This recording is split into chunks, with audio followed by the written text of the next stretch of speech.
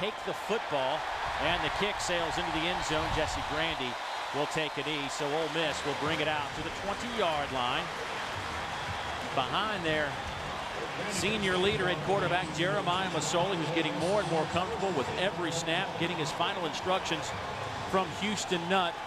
Andre, your thoughts about Masoli? Do we see a little bit more in the run game today, or do we see a little bit more in the passing game from him? Well, I think they want to run the football with him, and that's what they do. You mentioned it, second best in the conference, and he's a big part of that. He came into today's game averaging over 5 yards a carry. So when you can get that kind of production out of your quarterback, that makes you a good running football team. They're going to throw it around a little bit, but I think they want to come in and run the football, and he's a part of that. Masoli under center will throw it on the first play. Decides to keep it and gets it out over the 25 to the 27. 7.5-yard pickup for Masoli, and here is the Ole Miss offense. Brandon Bolden has been their bell cow at running back, 550 yards. It's fourth in the conference in rushing. They got to get some plays out of their wide receivers. They've dropped some passes, although Melvin Harris, a 6'7" sophomore, has been playing well. And up front, you will notice that A.J. Hawkins, who was a center, is now playing right guard. Logan Clare out with a broken foot. This is the 6th different offensive line in the last 8 games for the Rebels. Here's Bolden trying to pick up a couple of yards and won't get it. Back to the line of scrimmage. Rudell Krim, the first man there. As we take a look at this Arkansas defense that just got scorched last week. Matter of fact, Jake Beckett, the defensive end, a team leader, held without a single stat. Said that will not happen again. Linebacking core has been good. Jericho Nelson, Jerry Franklin, Anthony Leon.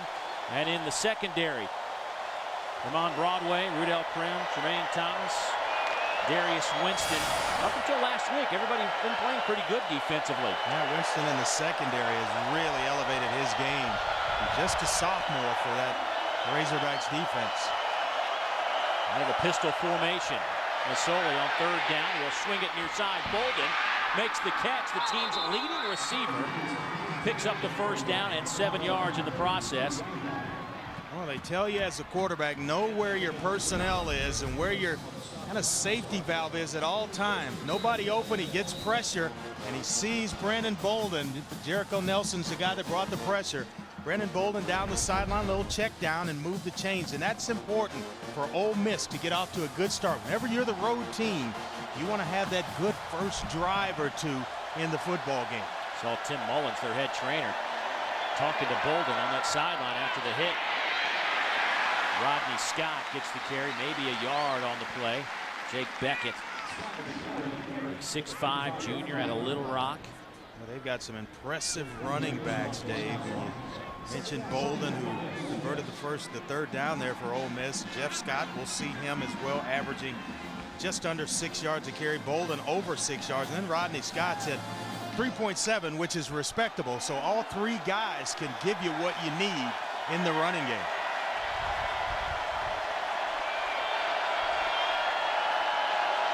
Second down and 9. Handoff goes to Jeff Scott. He'll get 5 on the carry. The speedster, the sophomore out of Cross City, Florida. And that'll bring up another third down.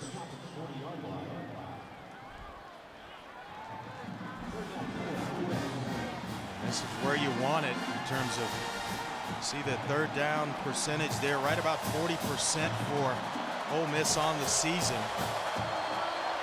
But this is where they want to live. Third down and medium. Kind of keep that ball away from Ryan Mallett and the high-flying Razorback offense.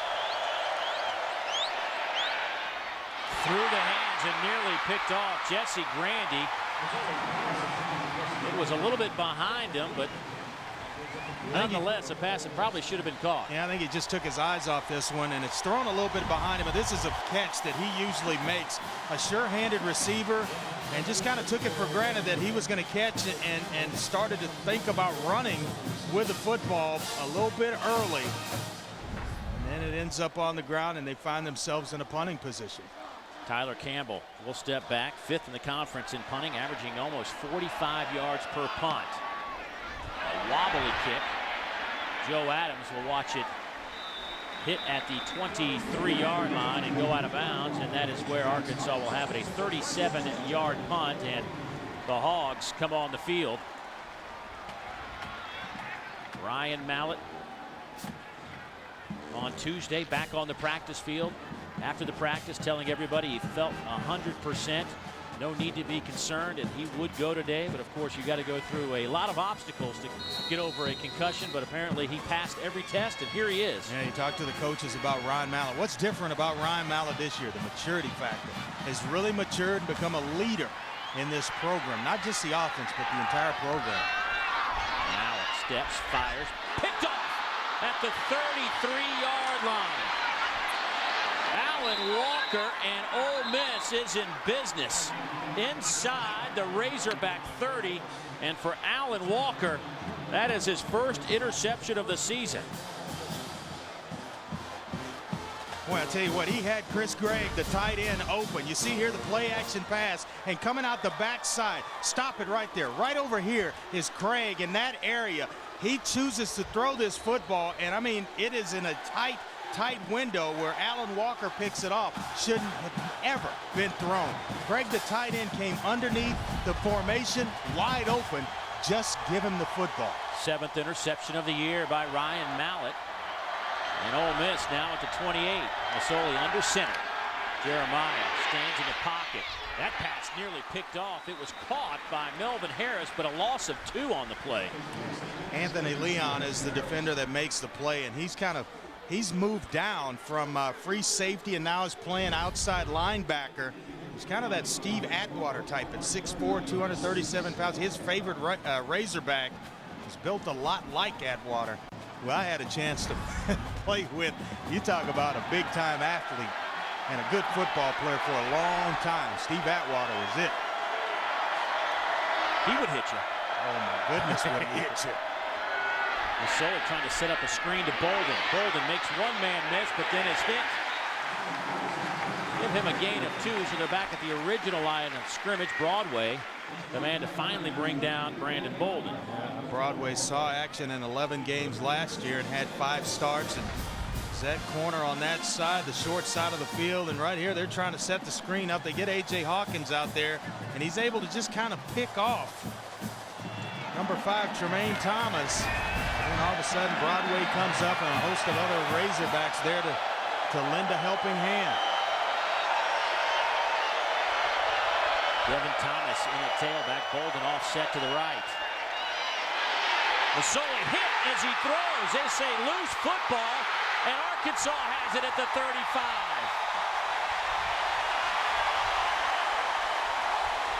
The big hit came from Jake Beckett. Jericho Nelson comes up with the football, and Arkansas gets it back for Ryan Mallett and company. And Beckett didn't have his best game a week ago, and he promised the coaches and his teammates that he would step up today. And I tell you what, early he delivers, Dave. Sack of Jeremiah Masoli, and the football comes out. It's going to be Arkansas football when we come back.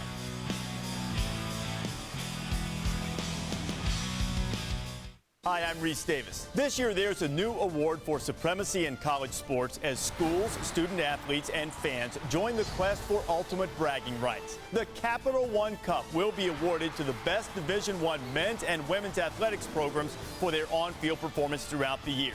Schools will earn points based on their team's finishes in NCAA Division I championships and final official coaches polls. The journey for the Capital One Cup begins this fall. To learn more, go to CapitalOneCup.com. Things different now that I'm not crushing quarterbacks every Sunday?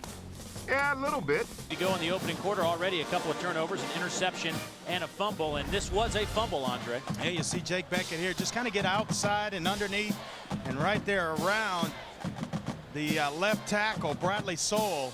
And right here, going for the football. Smart play to go up top and rake the football out of the quarterback's hands. Razorbacks come up with it and have some great field position in which to start, Dave. Mallett's first pass picked off. The only play for the Hogs so far. Their second play, another pass. A little bit high. It sails over the head of Joe Adams. And it'll be 2nd down and 10. What I always liked is you throw a pick and you can't wait to get back on the field. And smart play call there by Bobby Petrino. No, it wasn't a completed pass intended for Joe Adams, but you want to come back in throwing the football. Make amends for the mistake that you made at the quarterback position. Right there, Bobby Petrino giving Ryan Mallett a chance to kind of get his feet under him after the interception. Mallett under center. Sling it again. Throw back the other way. Pass is caught. DJ Williams. He's got a lot of room. Down to the 20-yard line. Brought down by Damian Jackson. A flag comes in late. A 46-yard pickup on a nice little throwback. Yeah, and there might be some additional yardage in terms of face mask at the end of this penalty on against one of the defenders of Ole Miss, Damian Jackson, working against DJ Williams, trying to get him down. Personal foul, face mask, number 1 on the defense. That penalty will be half the distance to the goal. First down. Well, who said that Ryan Mallett wasn't an athlete? I mean, you don't have to run 4.3 and vertical jump 40 inches to be an athlete. Look at this athletic play right here, knowing where your personnel is, and goes backside to DJ Williams, who fast at the tight end position. That is the 18th completion from Mallett, over 25 yards. Of course, best in the conference. It's amazing, this big play offense. You just can't take your eyes off of Mallett. That handoff goes to Knile Davis, the sophomore tailback, brought down by Damian Jackson, a gain of 6, and it'll be second down and goal. Oh, a great block by DeMarcus Love, the left tackle, who coaches kind of feel like he's got next level talent. 6'5", 315-pound senior in there at left tackle on that offensive line for the Razorbacks. Take a look at our Verizon red zone numbers. Boy, Arkansas has been good with a touchdown 73% of the time. That handoff goes to Davis. Jackson again with the tackle, only a yard, maybe 2 on the play. It'll be third down and goal from the 2. Yeah, you'll see 3 running backs as well from the Razorbacks. Knile Davis, Broderick Green, and Ronnie Wingo, who the coaches really like to use him out of the backfield. 4.3 speed, a big-bodied guy at 6'3", about 230 pounds. So he'll be back there as well, along with Knile Davis and Broderick Green. Big package in the game for Arkansas, 3 tight ends. Tailback is Davis. Davis gets the handoff. Easily crosses the goal line from 2 yards away. Untouched, and the Hawks have a 6-0 lead.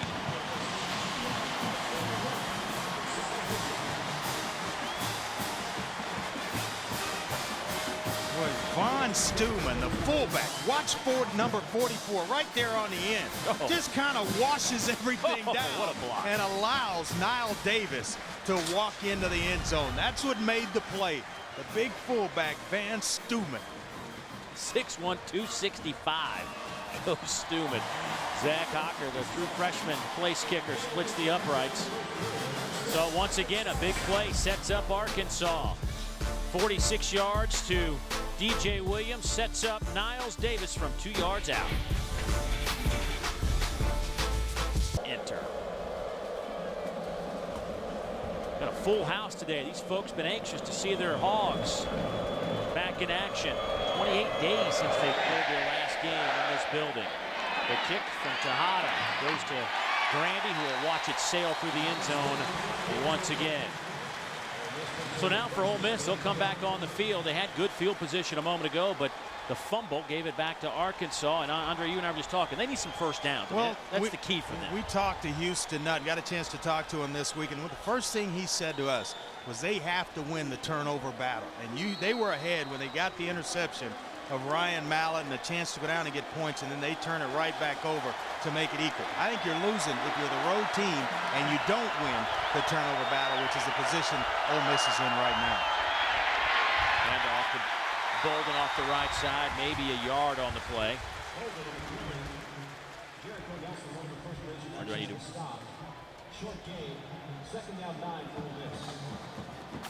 Today's First and 10 line brought to you by Toyota. See your local Toyota dealer for deals that will make you feel like an MVP. Toyota, moving forward. This Ole Miss offense puts up almost 33 points a game. I mean, it's not like they're bashful.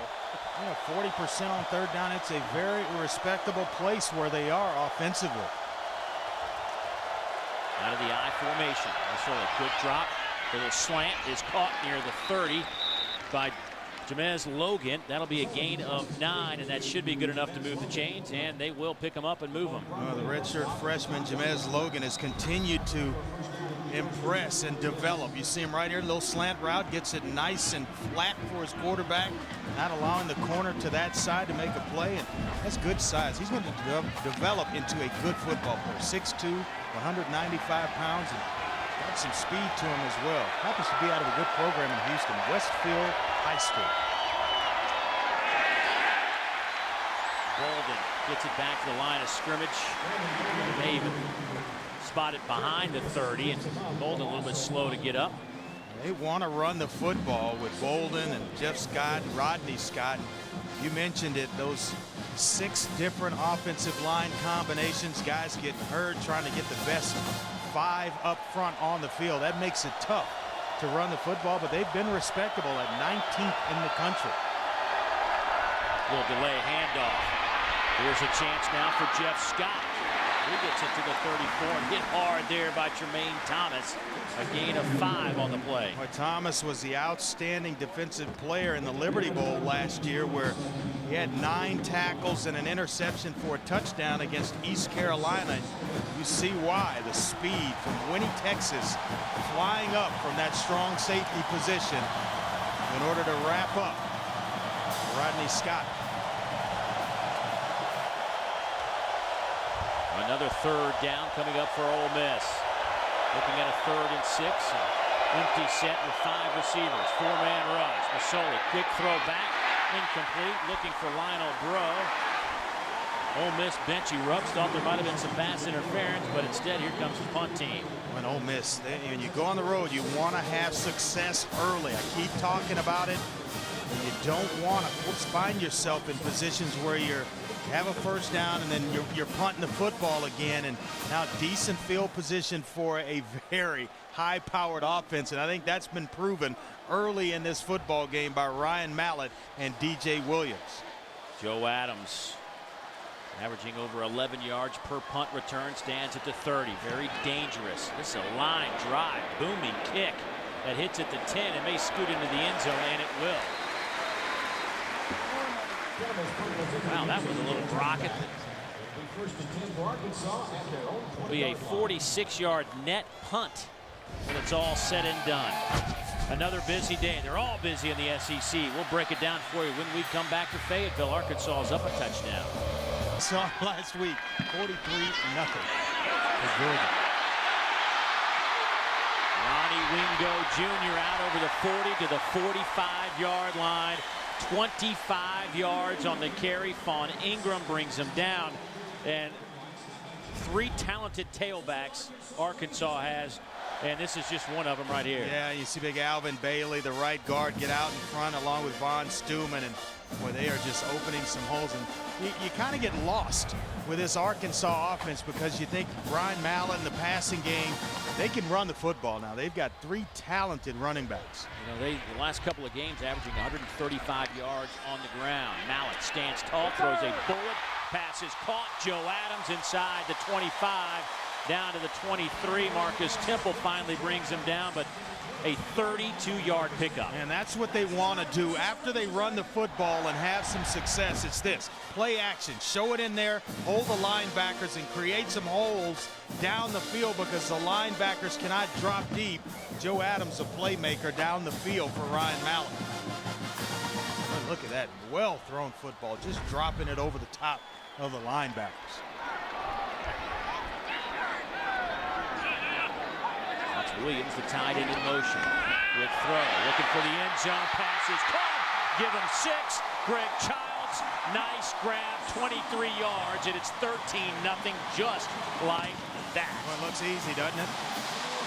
You get in a rhythm as a quarterback throwing the football, and you've got some tremendous athletes in Joe Adams, Greg Childs, and DJ Williams. Big-time playmakers who've played a lot of football. Nice job of freezing the corner Marcus Temple at the line of scrimmage. And then I don't know if there's a guy better against one-on-one coverage in the SEC than Greg Childs. Point after is up and good. And for Greg Childs, that is his 6th touchdown reception of the season, his 38th grab of the season overall. What a great grab by Greg Childs. And it's looking easy for the Razorbacks, 14-0. Arkansas averaging 15 yards per play. Ole Miss averaging 2.3 yards per play. Arkansas offense, it's fun to watch. Keep you off balance with a little bit of run of Knile Davis and Ronnie Wingo, and sprinkle in a little Ryan Mallett, Greg Childs, DJ Williams, and Joe Adams, and it becomes a fun show.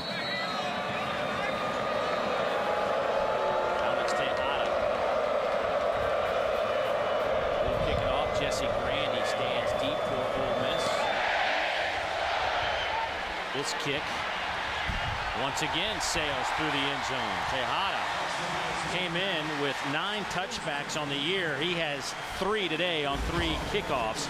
Take a look at our Good Hands play of the day, brought to you by Allstate, and this certainly qualifies. A little flip at the end and 6 for Greg Childs. Yeah, a little one-on-one coverage on the outside. He slips the defender, Marcus Temple, inside, and Ryan Mallett just lays it out there, and Greg Childs making a nice athletic catch for his quarterback.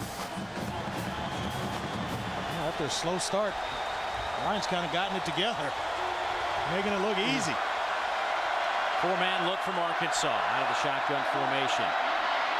Here's a little reverse to Jesse Grandy. Grandy gets it out over the 25 to the 26-yard line. Anthony Leon trips him up, the senior out of Miami, but that'll bring up a 2nd down and 4 for Ole Miss. Yeah, the coaches feel like Jesse Grandy can just flat out do it all. I mean, they really like him. They like to use him on sweeps, reverses, as you saw there, and he's cat quick with speed that can hit the home run for you, and you just got to find a way to get that guy the football.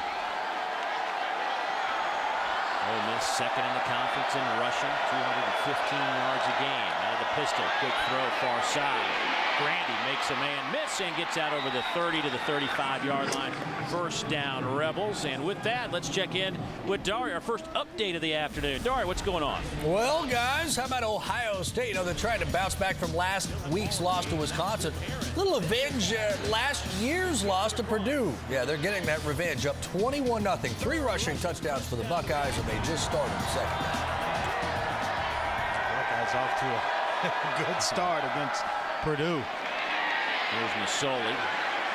Gets a couple on the play before he's hit by the middle linebacker, Jerry Franklin, who's making his 31st career start. His comfort zone, Jeremiah Masoli, is in that shotgun. They've had him dropping from under the center a couple of occasions, really trying not to play their hand, where the only time they go under the center is to run the football, so he can give you a little bit of that, but they don't want him to be Superman in this offense. He's got enough playmakers around him to allow guys to make some plays. They feel like earlier in the year he was trying to take too much on his shoulders. Masoli will keep it. Trying to get outside on Anthony Leon, picks up a couple. Not a lot happening. Out to the 39-yard line. Anthony Leon is some kind of athlete. Yeah, that is good in space and really flying up to the football. You see there the production from Jeremiah Masoli at both schools. At Oregon, his career there, 28 touchdown passes, and here now at Ole Miss with the 10 touchdown passes. The percentage is about the same, 58 and 56. He led Oregon to the Rose Bowl a year ago. Out of the shotgun, Masoli throws, looking for Grandy or Melvin Harris. Falls incomplete, and Masoli over there to talk to his receiver. Looks like Jesse Grandy was the intended target by the way Masoli was animated. Well, Demario Ambrose, the defensive end, kind of got in the face of Masoli. He might have even tipped the football. And he wanted to go to Grandy, but looked like some miscommunication. Even Coach Houston Nutt is in the ear of Jesse Grandy. And once again, Ole Miss, 3rd consecutive possession, they find themselves punting the football. Tyler Campbell back to punt. This kick is a wobbly one that will hit at the 30, and Adams will pick it up. Joe picks up about 5 yards on that return on a 35-yard punt. While we have a second, time to bring in third member of our crew again. Here's Kara.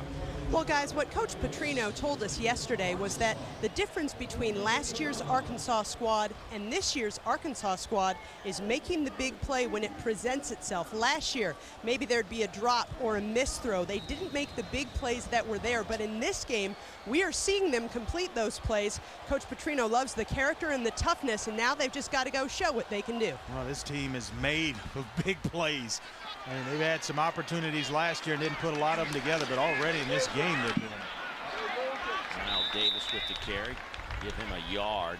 Their last two drives for Arkansas, they went 5 plays, 65 yards, touchdown, then 3 plays, 80 yards, touchdown. And you see where they're ranked there, passing offense second in the entire country at 366 yards, and total offense they're 10th in the country, averaging over right about 480 yards per game. In motion, Jarius Wright. Now stance, throws a 99-mile-an-hour fastball right through the hands of Jarius Wright. When Jarrell Poe, and they're going to get some pressure with Ted Laurent and Jarrell Poe, those two defensive tackles pushing the pocket into Mallett's face. But that was one that you should have caught. Jarius Wright's going to wish he had this one back, but you're right. 99-mile-an-hour fastball and a little bit high and inside. And it's a little tough for Jarius Wright to hold on to. There's the pressure from Jarrell Poe right there on Ryan Mallett. So, 3rd down and 9 out of the shotgun. Here comes some pressure. Arkansas picks it up. Pass is complete to Greg Childs. That's a gain of 8, but he needed 10. Actually about 9, and he'll be a yard shy. We'll see what Arkansas does here. Well, it's decision time for that man right there, Bobby Petrino, right about midfield or just short of it, and he's going to decide to punt the football. You have a 14-0 lead. You don't want to pump a little oxygen back into the lungs of this Ole Miss football team. Your defense is playing good football. You have a lead. Punt and play defense.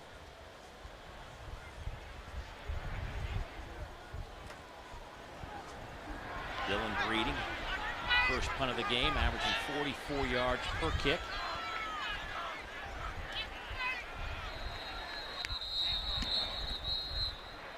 And a bunch of whistles coming down, probably delay a game. Heard whistles, but I don't see a flag. Way back at the 5-yard line. Before the snap, delay of game, number 14 on the offense. 5-yard penalty, remains 4th down. Well, you can hear the wind on Steve Shaw's microphone. There are some storms in the area. He said that there might be some that come our way in about an hour or so. So you see the conditions here. The wind, look at that, 20 to 34 miles an hour. You can hear it. I mean, there are the flags right there on the top of the stadium. And the wind's blowing big time. Boy, good high kick. Sends Grandy back to the 5. He calls a fair catch at the 3. Young player making a big mistake in a big football game on the road. Let that one bounce, go into the end zone, get the football on the 20-yard line. Jesse Grandy makes a huge mistake. 7th punt over 50 yards for Dylan Breeding. That one goes 54. And Ole Miss back way up. More exciting SEC football action coming your way next Saturday as Tennessee travels to Columbia to take on the Gamecocks and quarterback Stephen Garcia. That's Tennessee against South Carolina next Saturday at noon Eastern, 11 a.m. Central, right here on the SEC Network. The Gamecocks had a big win 2 weeks ago against Alabama. Then the Kentucky Wildcats, they went up to Lexington and Kentucky took care of them. We'll just see what they do this week, and we'll have them next week, next Saturday. Ole Miss from the 3. Masoli will throw out of the end zone, going up top, looking for Harris. And a flag comes in late.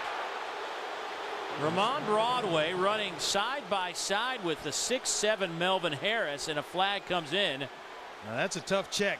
Melvin Harris, 6'7" and can run. And they're trying to get him more involved in the offense, but I love this play call by Houston Nutt. Throw it up, let your 6'7" receiver make a play. Number 26 on the defense. 15-yard penalty from the previous spot, automatic first down. You know, Dave, there are a lot of rule changes that happen from year to year in college football. This is one that I wish would become a spot foul. You know, pass interference should become a spot foul, and you see it right here working against just a little bit too much bumping on the part of Ramon Broadway, the corner to that side working against Melvin Harris. But I'd love it if they change that rule. I got to be honest with you. We see that type of play every Saturday without a flag. I'm not saying that's not a violation. I'm just saying we see that a lot with no flag. Let's go back and take a look at it right here. And that right there, I think blocking as a football, that arm going out is what drew the attention of the official to that side. You can't really throw it out there to stop a guy from running under the pass. And it's a judgment call. You're right. We see it sometimes worse than that, and it doesn't get called. Around here, Arkansas a little sensitive about some calls last week at Auburn. But right now, they got to feel pretty good about their offense. 2 big drives in the opening quarter, and Arkansas leads by 2 scores after 15 minutes of play. Had some limited success in the passing game, but still looking to get on track. Inside handoff goes to Bolden. Nothing. That's 4 carries, 0 yards for Brandon Bolden. Man, this is a guy that had a breakout game this year against Fresno State, where he ran for over 220 yards and 3 touchdowns, 2 rushing touchdowns, and had a receiving touchdown. He's well on his way. 570 yards coming into today's ball game for Brandon Bolden.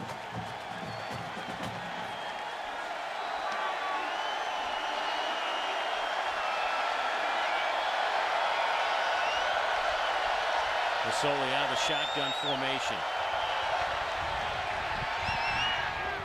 Little throwback looking for Grandy. Did he make the catch? They will say yes at the 40. Grab. What a catch. 21 yards on the pickup. There were some. A nice back shoulder throw here from Jeremiah Masoli to Jesse Grandy along the sideline. Just kind of stops his receiver with it, and you see the adjustment made. Cornerback to that side, Ramon Broadway, not really adjust to the football. And nice grab there, trying to make up for that fair catch inside the 5-yard line. Here's Bolden. Nothing happening for Brandon again. It's just been a tough slug. Whether it's Jeff Scott, Brandon Bolden, or Rodney Scott, there's just nowhere to run. Well, we talked to Willie Robinson yesterday, the defensive coordinator for Arkansas, and he told us first key of the game for them is to stop the run. They don't want to let Bolden and Scott, or Jeff Scott and Rodney Scott get started. They want to stop the run, tackle well, be physical in the trenches and around the line of scrimmage. And I think they're doing just that right now. Defensively, there's Willie Robinson, their defensive coordinator. You know, he said up until last week they've been playing pretty well defensively, and he hopes that was just an aberration. So far it was. They have played well today. 4 yards on the pickup by Bolden. Jake Beckett with his 3rd stop today. Beckett also with a sack and a forced fumble after not picking up any stats last week against Auburn. Yeah, they're much improved, though, again, defensively. Last year, we came in about the same time. They were ranked 97th in the country in defense. Now they're 32nd, about the same time last year, 83rd against the run. They're 70th against the run. They've improved in just about every category. Masoli trying to get the first down, and he does. Lost the football, got it back. Jericho Nelson with the tackle, but that will move the chains. 7-yard gain by Jeremiah. That's what you got to do. Start stringing some first downs together, moving the chains, get some confidence. And now they're sprinkling it around. The big pass to Grandy along the sideline. A couple of runs by Jeff and Rodney Scott, as well as Brandon Bolden. Then their playmaker, best player, I think, in my opinion, on the offensive side of the football, Jeremiah Masoli, getting him involved along with it. So 1st down and 10 for the Rebels at midfield. Little wildcat formation.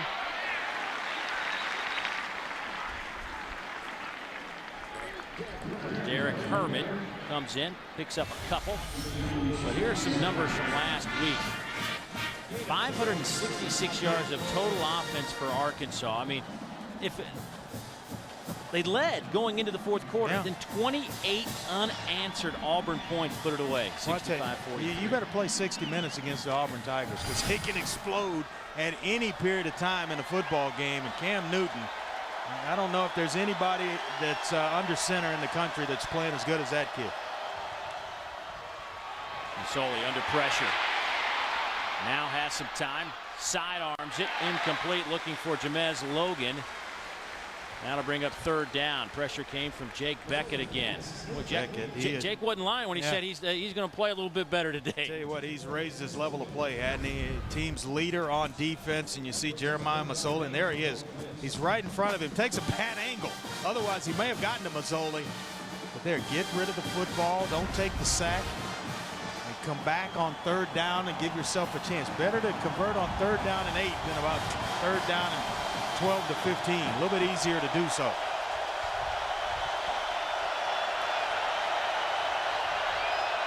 Masoli will keep it. Gets it to the 45, picks up 3 on third down, but Proved in a year's time defensively. so Tyler Campbell will stand at the 21 and punt it away for the Rebels. Joe Adams stands deep for the Hogs. It's a good tight spiral. Adams backpedals to the 5. Joe's got a lot of room. He's got blocks. Joe Adams will take it all the way. Touchdown Hogs. 86 yards. Are you kidding me?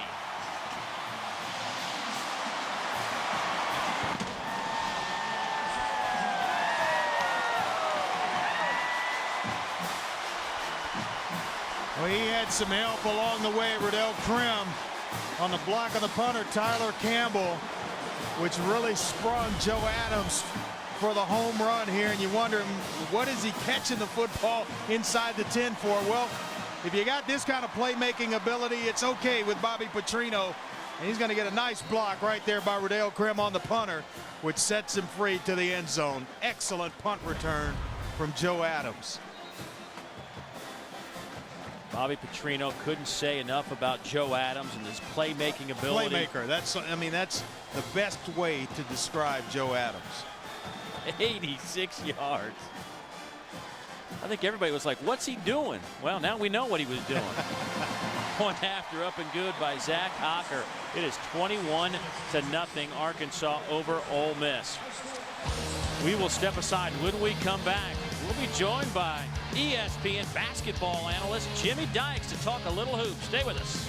Parks in Fayetteville, Arkansas, where the Hog fans have had a lot to cheer about. 21-0 Arkansas out in front. Joe Adams with an 86-yard punt return a moment ago. Makes it a 3-score game. Dave Neal. This man right here in the middle happens to be Jimmy Dykes, our ESPN basketball analyst. That's Andre Ware. And Jimmy, thanks for joining us. I know kind of a home game for you to come out here. I know you're a big Hog fan and whatnot. This has been a pretty special afternoon for football fans here. Well, it's the SEC on Saturday, which there's no league better in the country on college football. You guys talked about Joe Adams being a playmaker, and that's what you have to have in this league in football or basketball. And the concern for Arkansas, I think, is the quarterback for Ole Miss. I'm not sure if he's a running back or a quarterback or what he is, but he's a playmaker, so Arkansas can't let off the gas pedal. Well, you like fast break basketball. You kind of get it in the form of football when you watch the Razorbacks. They're fast break and up and down the field. You know, I played golf with Bobby Petrino this summer. He can play 18 holes in about 2 hours and 15 minutes. So he never lets off the gas pedal no matter what sport he's involved in. There's Jesse Grant. He's got some pretty good wheels, but he has met at the 15 and stopped right there, so Ole Miss backed up again. But Jimmy, it is basketball. We're starting to talk about hoops, and I know you were just at the SEC Basketball Media Days on Thursday over in Birmingham. Give me your take on the league, top to bottom right now. Give me a couple of teams in the SEC who you think have a chance to really do some good things. I think the SEC East is dominant again. Florida, Kentucky, Tennessee, they start off the preseason top 25. And I think Georgia and Vanderbilt will also be NCAA tournament teams to come out of the SEC East. I think South Carolina is going to be better than what people realize. We kind of don't even talk about South Carolina, but talking to Darren Horn, they're going to win ball games this year. To me, the biggest question, Dave, which team or teams could come out of the SEC West this year and make a run at an NCAA berth? Jeff Scott picks up, looks to be enough for a first down for Ole Miss. You know, what about the Hogs here? You mentioned South Carolina kind of flying under the radar a little bit. I think John Pelfrey, not many people have talked about Arkansas. They're kind of an unknown. You know what you have in Rodney Clark, one of the terrific shooters in college basketball. Marshawn Powell, to me, is an emerging star in this league. He had a terrific summer. He broke his foot. He's been out for about 6 or 7 weeks. I think he takes the leadership role of this team for Arkansas this year. And Chris Warren for Ole Miss, as good as any guard this league will put on the floor. Good. There's nowhere for Masoli to go. He loses 3 on the play.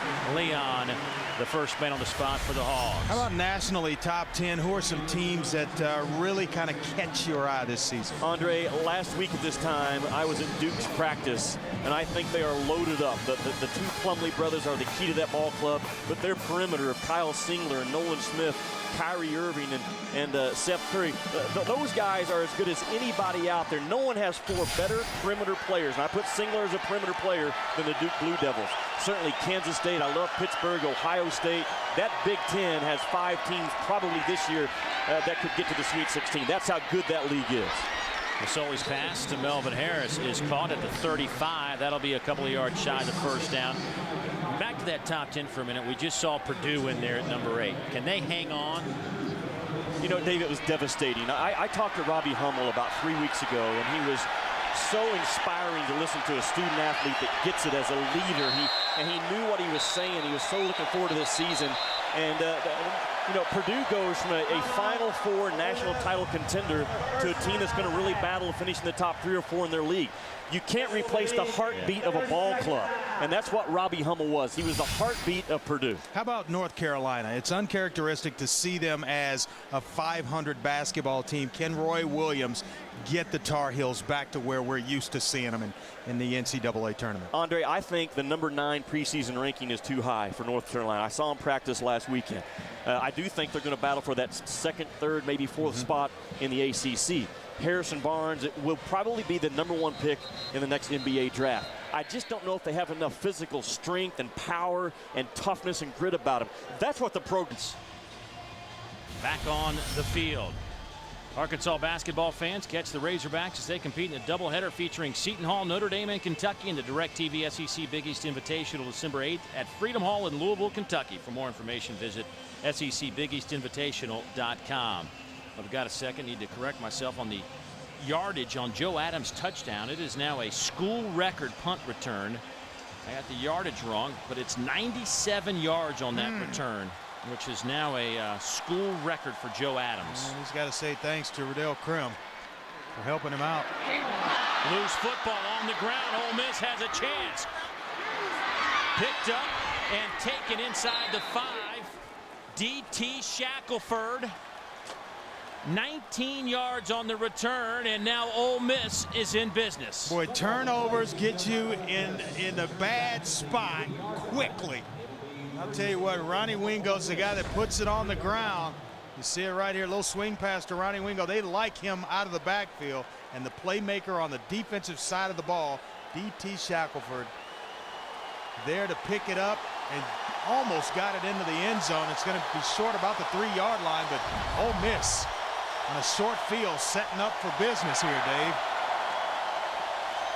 First and goal from the 3-yard line. Ole Miss needed something positive to happen, and here it is. What can they do with it? Out of the Wildcat, it's Bolden. He'll try to break it off to the left side, being chased by 3, 4, 5 Arkansas jerseys. He loses a yard. Elton Ford, the first man on the spot. He just kind of slowed him down enough for everybody else to really get there.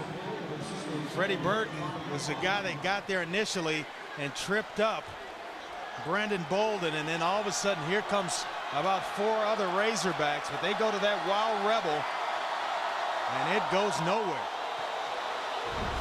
And they got a player down, Patrick Junin, the freshman left guard, just kind of took a spill, and it's going to stop the clock here with 3:12 remaining here in the first half. Yard line, Masoli back at quarterback in the shotgun. Masoli will keep it in. Nothing happening. Maybe another loss of a yard. Elton Ford again. And Alfred Davis also there. Well, the question mark coming into the season for the Razorbacks was how much could they improve? They knew that, Marine Mallow was coming back, plenty of firepower on the offensive side. How much could they improve defensively? And I'm telling you, this is my first up-close chance to see the Razorbacks on defense, and I have been very, very impressed with that man's defense.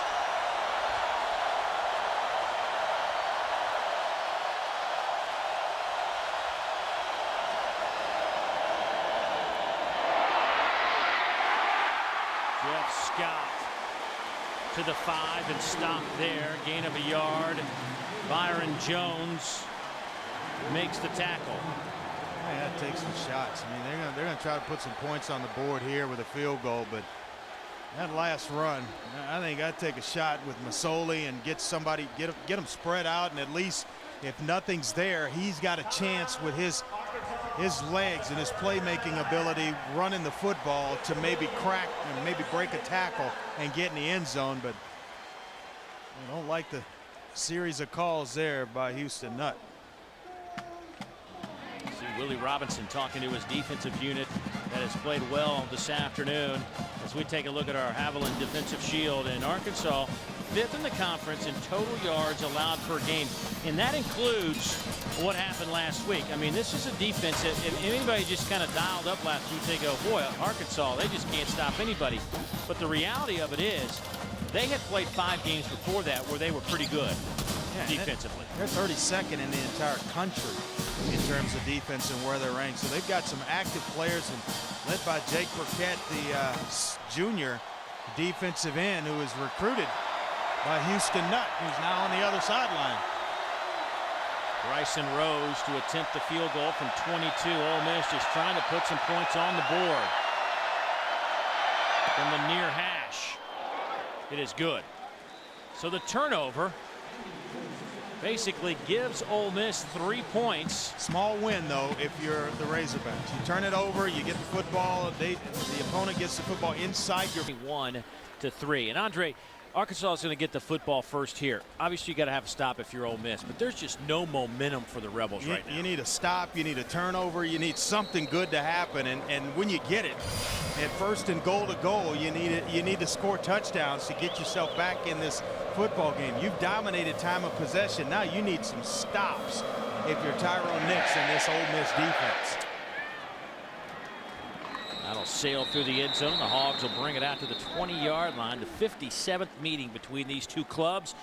You know, Houston Nutt back in his old stomping grounds. So let's go down the sidelines, check in with Kara. Guys, you can tell this is the 3rd time we've covered Ole Miss this season on the SEC Network, because I couldn't even get a question out to Houston Nutt before he told me what the team needs to do. He said we've got to get the ball moving, we've got to stop stopping ourselves. I asked about quarterback Jeremiah Masoli. He said Masoli looks good, but they need to get open and catch balls. So again, guys, the onus is on the receivers.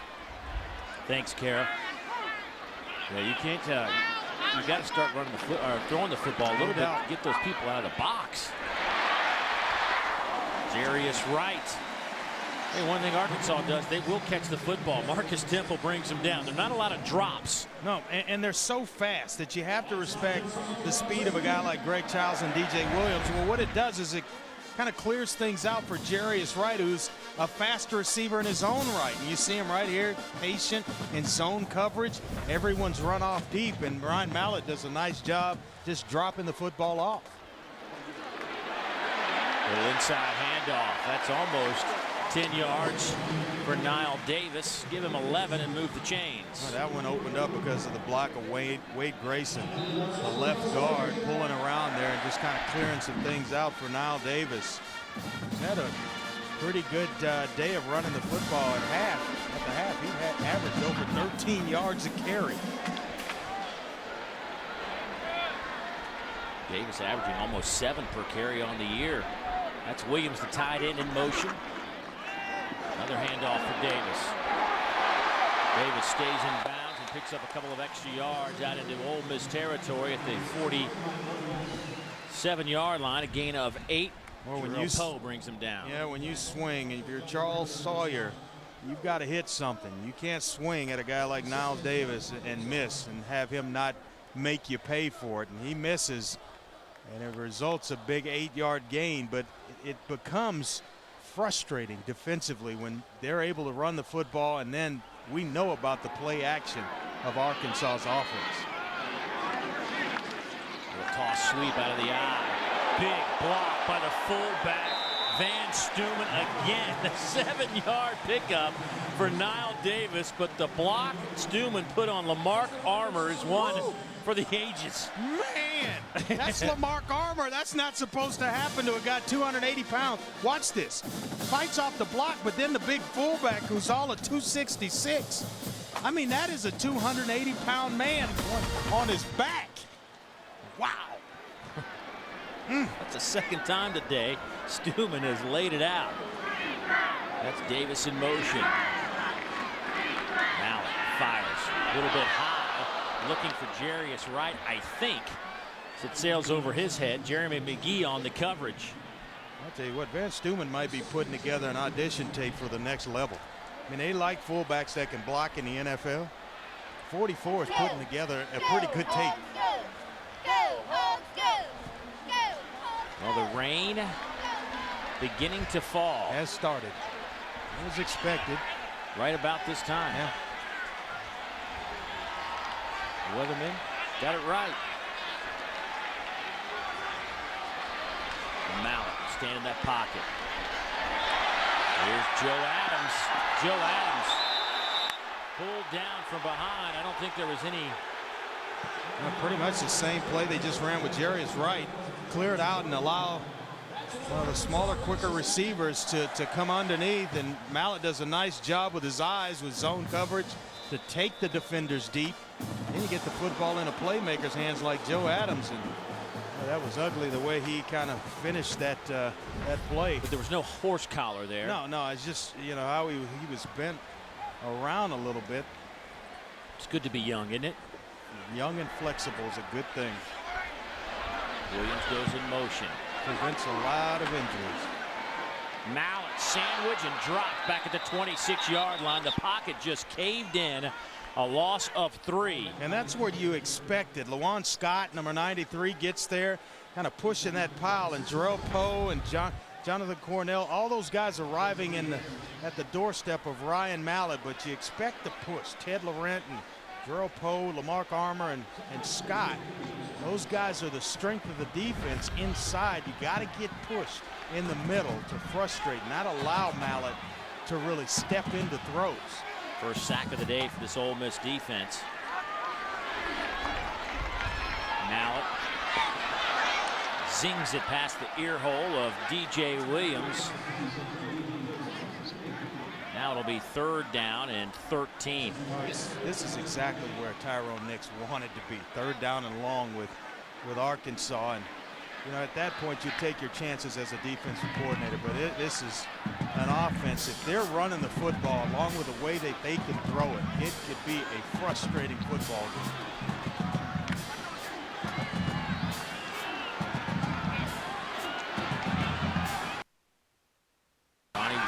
Jr. in at tailback. He has 19 catches on the year. 4 have been for touchdowns. He will stay in and block, and it didn't work. Lamarck Armour, who just got blown up a minute ago by Van Stumen on a great block, responds with a sack, the second on this drive for the Ole Miss defense. Well, watch him here, inside second from the top of your screen right there, and watch the move. 94 outside and then back underneath, and he's going to get to him right there, just outside. Ronnie Wingo misses the block, and Lamarck Armour makes Ryan Mallet pay and going to force a field goal attempt here. Zach Ocker, the true freshman out of Russellville. 5 out of 6 on the year. Low snap, kick is on the way. His 46-yarder is good. He has a couple of 48-yarders and a 46-yarder on his resume. Tyrone Nix will take the 3, though, as his defense stands tall with a couple of sacks. The Hogs pick up 3 in the 3rd quarter. Their lead is 24-3.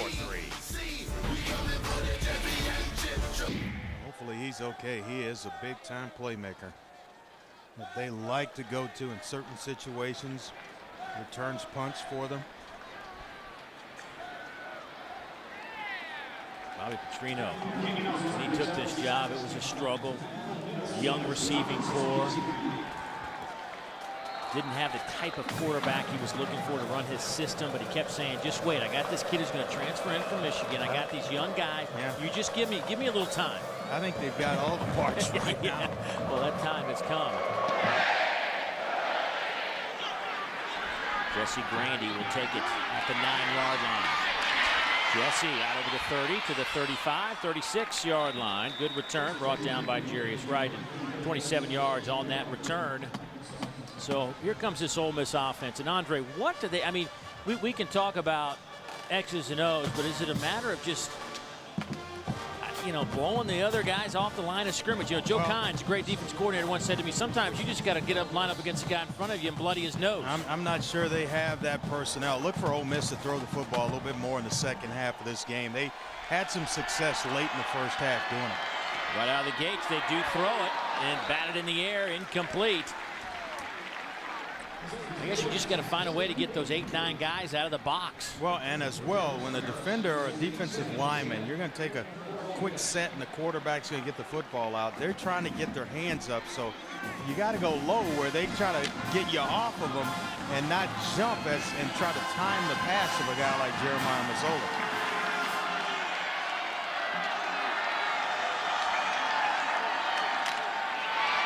Here's a chance for Jeff Scott. Scott still on his feet. He's got great speed, cuts it back inside, and probably should have stayed outside. Yeah. Brought down, though, at the 18-yard line, a 45-yard pickup. Darius Winston is the guy that makes the tackle, but Markeith Summers, the big receiver on the outside, is there to help it. If you could just feel right there, number 16, and cut back outside, Markeith Summers picks up a block, and Jeff Scott's into the end zone. Oh, nice run, though, by Jeff Scott. Here's some play action. Masoli will throw it. Looking to the end zone. Touchdown, Ole Miss. Jamez Logan, his first touchdown reception of his young career, 18 yards, and now Ole Miss picking up a little momentum. You know, he beats Darren Winston inside on a post route and an excellent throw. They go double post, and Masoli chooses the second with Melvin Harris, who gets inside position on Darius Winston for the touchdown. Oh boy, here we go. We got a ball game now. Rose to attempt the point after.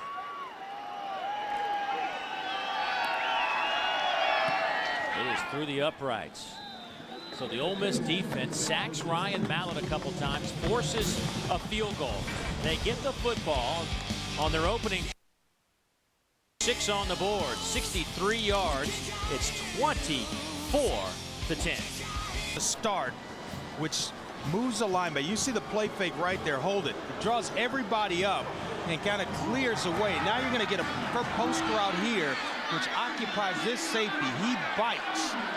And then now it's going to clear it outside for Melvin Harris on the post route behind it. Double post, eats up Tremaine Thomas, draws him inside, and he gets inside position on Darius Winston for a big touchdown catch. Childs makes the catch, gets it out to the 29.5-yard line, about a half-yard shy of that first down. Joel Kite with the tackle. A thing that Tyrone Nix wanted to do was when passes were complete, then it's complete and the receiver goes down right now. And I think they've done a pretty good job of that for the most part, of not allowing yards after the catch to these Arkansas receivers. Davis gets it over the 30 for the first down. Terrell Poe in on the tackle. Yeah, he's the team's best run stopper, and he's really played well the last couple of weeks. Their vocal leader in the defensive huddle, and the coaches feel that he's got that next level type talent as well. That he's a captain and a guy that's made a lot of plays for this Ole Miss defense. Had his first sack of the season last week against Alabama. He has been double teamed nearly every snap all year. Davis over the 35 to the 36 on first down. Jonathan Cordell, the team leader in tackles, brings him down. Cornell, a senior out of Azusa, California. He's the team's most consistent linebacker. And 3-year starter in the middle. Led the team with, leads the team with 45 tackles and was third in tackles last season for the Rebels. Quick drop. Dropped by Greg Childs. That would have been a big gainer. You don't see that much. I mean, hardly at all. He is a sure-handed receiver and prides himself on catching the football. Excellent physical traits. Very explosive guy who can get deep and 40-inch vertical, can go over defenders. Joe Adams back on the Arkansas sideline. Walk in a little gingerly there. He was twisted up on a play on the near sideline. We'll see if he has enough to get back in. Mallett goes right back to Childs, and he is popped right about the first down line. It'll be interesting to see where they spot it, but Childs just got hammered by Jeremy McGee. Oh, 5'10", 185 pounds of Jeremy McGee. He's getting physical. I mean, this is the SEC, and you want some physical football. Well, this is what you get when you sign up to play in the SEC right here. Actually, it's Johnny Brown who finishes things off over the top. McGee went low, Brown went high, and spun Childs around, and that is not a good picture. Wow, now you have Adams on the sidelines. You have Childs on the sidelines between the two of them. And they're going to force a punt here. Between the two of those guys, they have almost over 70 catches. Dylan Breeding taking the field for the Razorbacks. He's had one block this year, averages 44 yards per punt coming into this one, but he does have a block on the season. Getting awfully quiet in Reynolds Razorback Stadium. Settling in here. End over end kick. Here's Grandy. He'll make a play on it at the 19. Grandy out over the 30. Grandy to the 37-yard line. Nice return. 16 yards on that return, and Ole Miss with pretty good field position as they trail by 2 touchdowns, and we'll have a chance to check in with Dari. All right, guys, thanks. Time now for our AT&T All-America Player of the Week update. It's Oregon quarterback Darren Thomas. 308 passing yards and 3 touchdowns in Oregon's Thursday night rout. 60-13 at home over UCLA. Darren Thomas, you want to vote? Text it. 345-345. Text vote to vote from your mobile phone and a chance to go to the national championship. Thank you very much, Dari. Getting a little exciting here in Fayetteville. Flag down in the middle of the line as Jeff Scott is popped right at the line of scrimmage. That's usually an area for holding when a flag comes out that fast. Also, I see 77 back on the field. Patrick Junin, who left with some sort of leg injury, is back on the field. Big Patrick, a true freshman out of Huntsville, Alabama. His dad works for NASA. He's an engineering major, and a guy they kind of brought in late. And now here he is, a major starter. Number 79 on the offense. 10-yard penalty from the spot of the foul. First down. Yeah, they get Bobby Massey for it. But going back to Patrick Junin, he was the guy that was on academic scholarship initially, and then they found a scholarship for him. Anybody just joining us here in the second half, Ole Miss defense, couple of sacks stopping Ole Miss, and then they answered right back, 63 yards on a drive. Masoli caps it off with a touchdown pass to Jamez Logan. And Ole Miss has a little bit of mojo here. But this Arkansas defense has just not been giving up much in this little option game that Masoli and Ole Miss trying to run today, a loss of 3. Well, I think what helped him, Willie Robinson, prepare for this game was he faced something similar last week against Auburn. An almost identical blueprint of what he would see this week against Ole Miss. And it looks as though they know they're in the playbook of the Rebels. Before the plays even get started, you've got defenders like Jerry Franklin there to make plays, and that is tough. A tough way to make a living today. Masoli under pressure.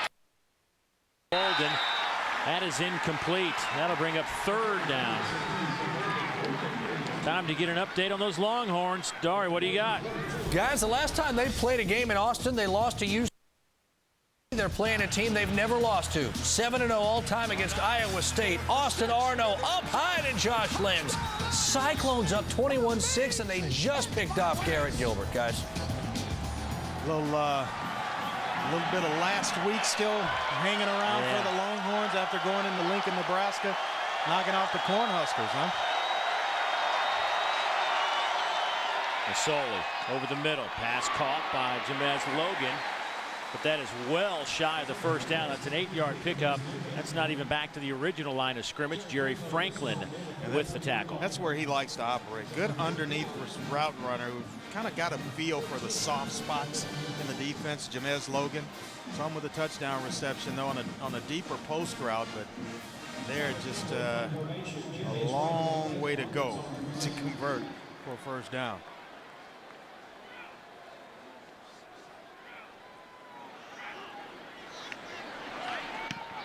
Campbell gets off a booming punt.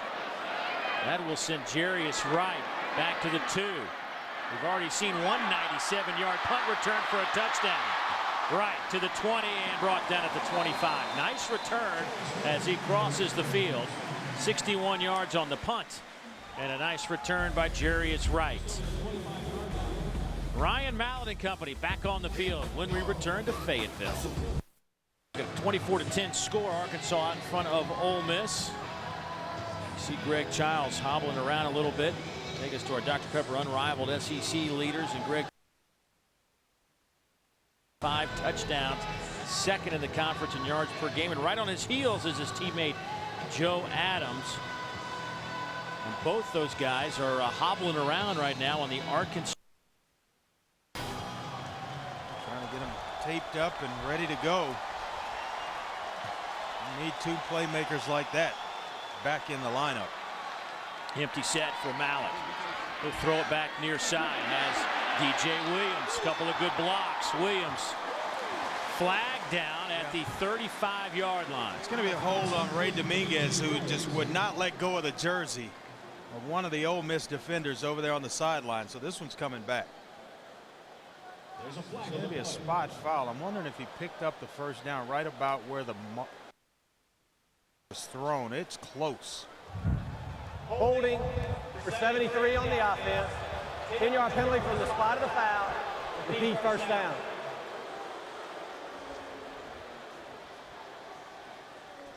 Maybe 1st and 9. Or just do it all over again. I mean, it was right at the first down marker.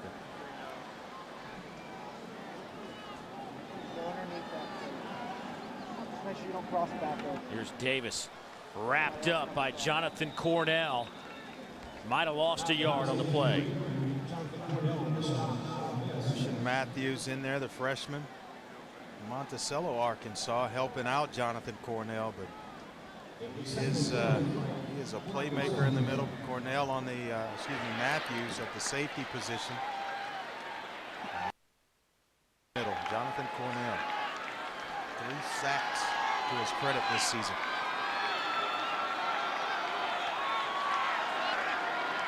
Second down. High throw. Incomplete. It'll be 3rd down. Big 3rd down, and this is where they like to go to Greg Childs, their playmaker, and you see him right here, that last drive. Jeremy McGee, Johnny Brown, quarterback of that secondary, goes high. Going to twist him around a little bit, and that ankle got caught. And Greg Childs is watching this series of downs. Hopefully we'll get a chance to see him as the game progresses, but they could use him right now on 3rd down and 12.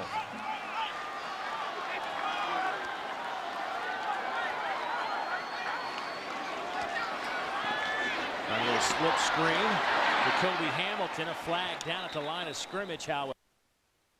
An illegal shift or a false start.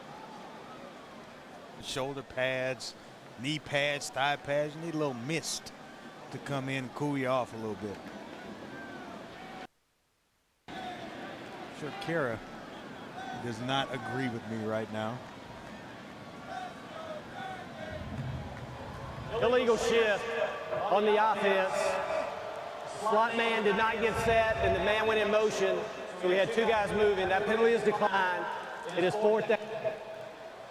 Please reset the clock to 4 minutes and 55 seconds. Dylan Breeding in punt formation for Arkansas. Back deep for Ole Miss, number 10, Jesse Grandy. You can see out. We have some storms heading our way that are pretty severe. They are in the neighborhood and they will be here shortly, but the rain has been coming down pretty hard for a few minutes, then it will subside, then it will come back. Within a 6-mile radius, therefore we are suspending play at this time. Both teams will go to the locker room. We will reset the clock to 5 minutes, 6 seconds, 5:06.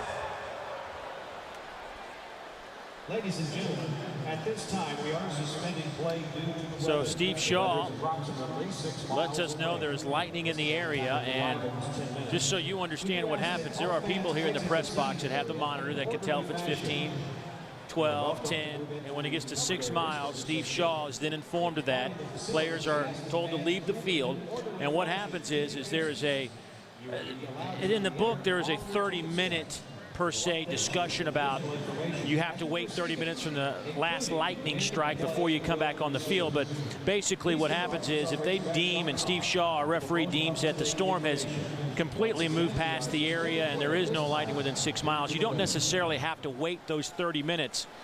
But that is a parameter used by many people, many sporting events. And then there's a 10-minute warm-up period that these teams will have. They will give them a 5-10 minute notice to say come back on the field at a certain time, and then there will be a 10-minute warm-up period. As Steve Shaw, there's Matt Moore, one of our referees, who's an alternate today here in Fayetteville. A couple of guys that call a lot of Southeastern Conference football games. So, and that's even Ole Miss being down 24-10 at this point in the football game. But here we go. Dylan Breeding will punt it away. Clock dips under 5 minutes. Grandy on the return. Jesse Grandy. Look at Jesse go. He's and stopped in Arkansas territory at the 48-yard line. A 33-yard return in Ole Miss in pretty good field position. Well, we kind of missed her the last 30-45 minutes, but she's out there somewhere. Kara, come in. Well, hello, Dave and Andre. The Arkansas team policy, of course, is to not give any updates on injuries. They don't give us a lot of information, but I can tell you that wide receivers Joe Adams and Greg Childs both came out and did not warm up and never put their helmets on. Ooh. Back to you. Your two top receivers down. Masoli will run it, keep it down to the 41-yard line, but a flag down, and Houston Nutt is on the field. He and Mike Markeith, the offensive coordinator, both jump on the field right as that flag was thrown.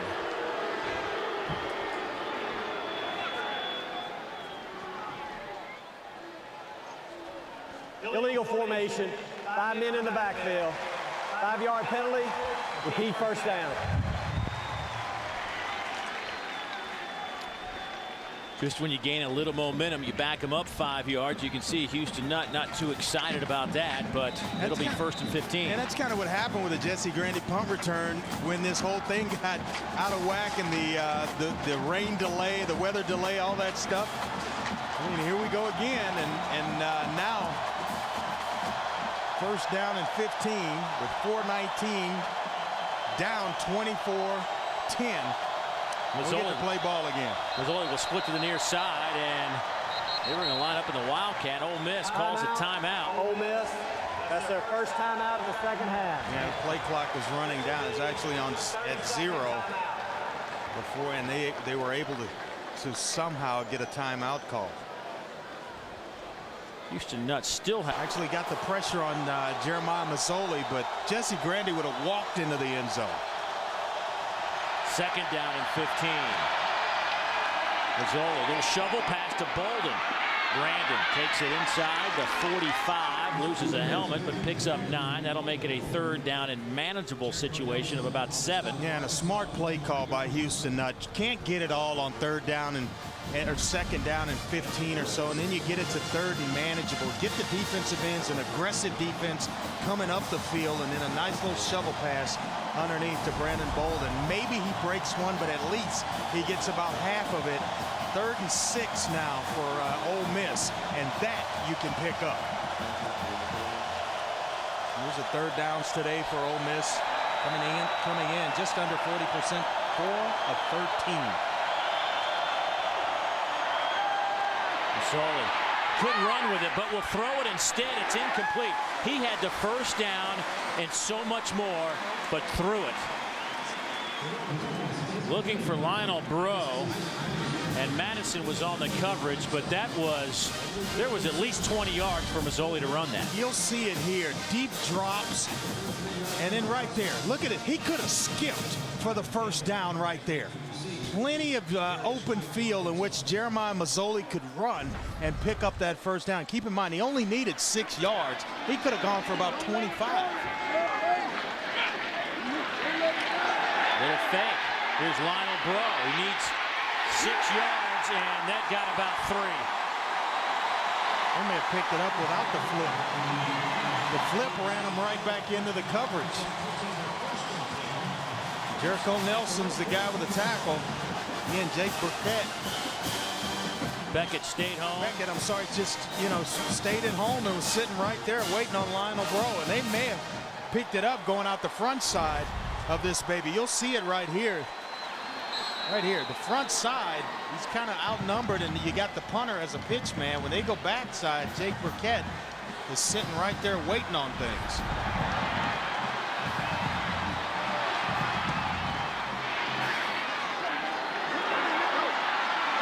Not much happening on the carry from Davis. Gain of 3. Jonathan Cornell with another stop. And Tyler Wilson has entered the game at quarterback, who they go to that their own version of the Wildcat, and he's a guy that's mobile. He can make plays with his legs and move around a little bit. Interesting. Ryan Mallett didn't look like he had any issues at all. He did get sacked a couple of times. Late in the first half, he did. Tyler Wilson coming off an outstanding game on the road in replace. Ryan Mallett gets it to Davis, who's tripped up near midfield. Boy, did he take a shot from Alan Walker. Von Ingram with the tackle. Alan Walker did not go for the play fake. He went right to the quarterback, Tyler Wilson. And he felt every bit of 6'1", 230 pounds right there. But nice job of, you're going to get hit, stand in there and take the shot. And he delivers to Knile Davis and gets him to 3rd down and short. But right here, get rid of the football quickly. First sign of your own color, throw it out there and allow Knile Davis to make a play for you. Wilson last week threw for 332 yards against Auburn. As Arkansas will try to run for it on 3rd down, didn't get it. Gonna be close. Ronnie Wingo Jr. ran right into Lamarck Armour and Marcus Temple, and Bobby Petrino's look said it all right there. Boy, look at the coaches up there. They're on the field almost. Tyrone Nix coaching them up.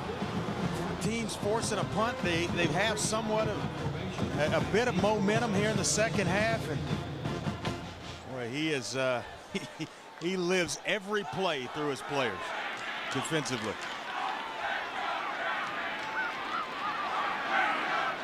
Dylan Breeding back to punt.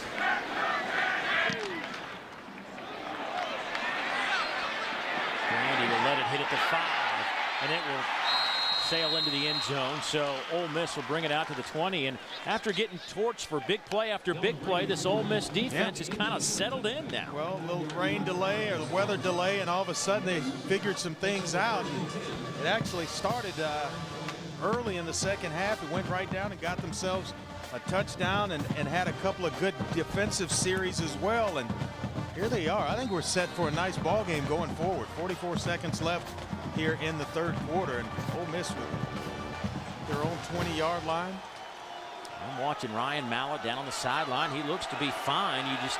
He seemed to be fine in the second half on the sidelines at the Auburn game, but of course had that concussion in the second quarter. Here's Scott out over the 20 to the 22-yard line. He's got some speed now. 10-3 in the 100 meters. I believe he's got the tools to kind of be the next Dexter McCluster. And we know what type of career Dexter McCluster had. Now, Deuce could get it done. Well, there's Ryan Mallett. I mean, I don't know what to make of it. You just don't know what happened. He got, like I said, sacked a couple of times, but it didn't look bad. From talking to them yesterday, the coaches yesterday, that it was Mallett's game unless he got hurt. Look at Masoli making some of those defenders move.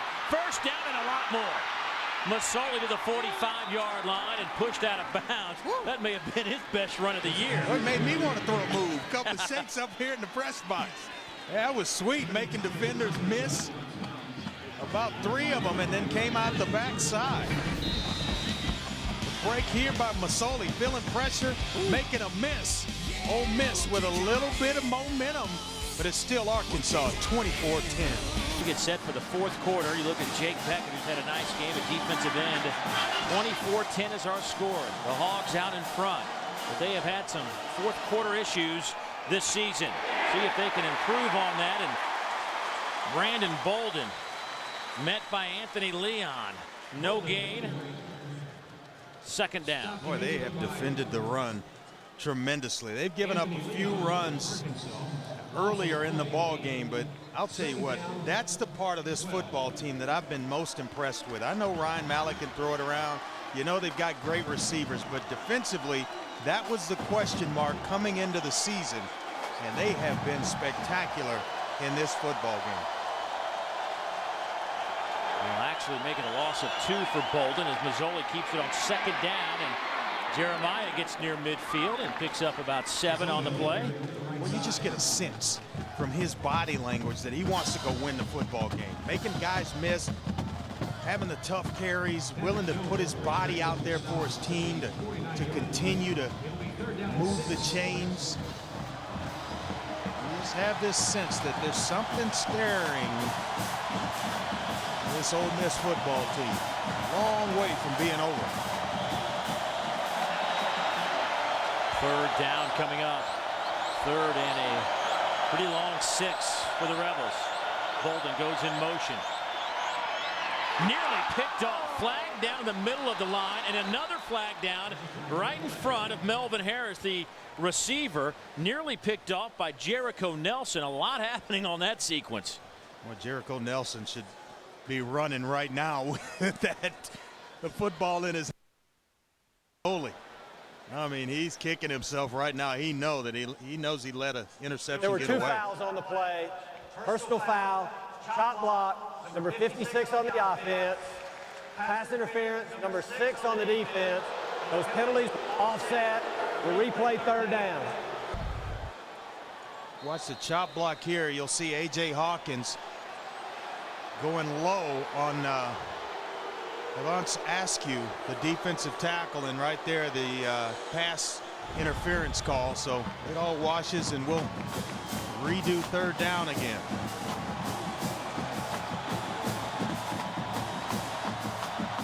Really needing to convert right here, Dave, are the Ole Miss Rebels.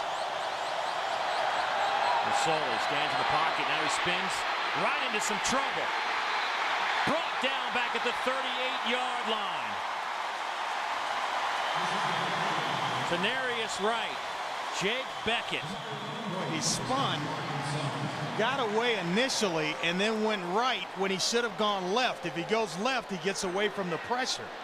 There may have been a timeout call before the snap. Wait, this will get this could get Bobby Petrino a little hot here if this is the case.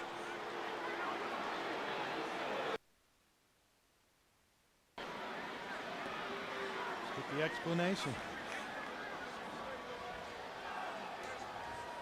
So before the play, there was a timeout call by the Arkansas team to review the previous play. Gotcha. The previous play is under further review. Reward was great enough for the risk in that situation.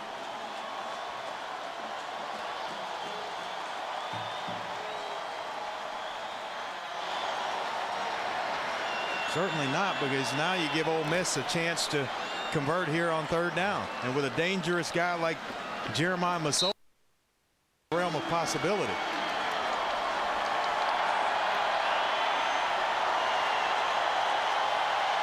Third down coming up. 3rd and 6. Masoli over the middle. Pass is caught at the 45.5 yard line. Gonna be just short. I don't think he's going to make it. It went to H.R. Greer, the fullback, brought down by Isaac Madison. That's his 6th reception on the year, but it does put him in a situation where it's decision time for Houston Nutt. And I think he's going to go for it here. When you get across your opponent's 50-yard line, that's where most coaches will go ahead and take the gamble.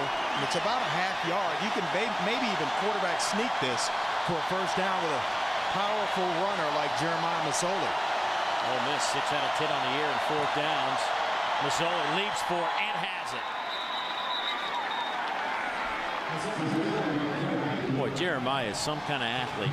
Now that risk in terms of challenging that play could end up being caught by Petrino. Now it kept the drive alive, gave Ole Miss another opportunity to convert the first down, and they did, or convert on third down for the first. They did it. Now they're set up shop at your own 44-yard line and moving with a little bit of momentum here.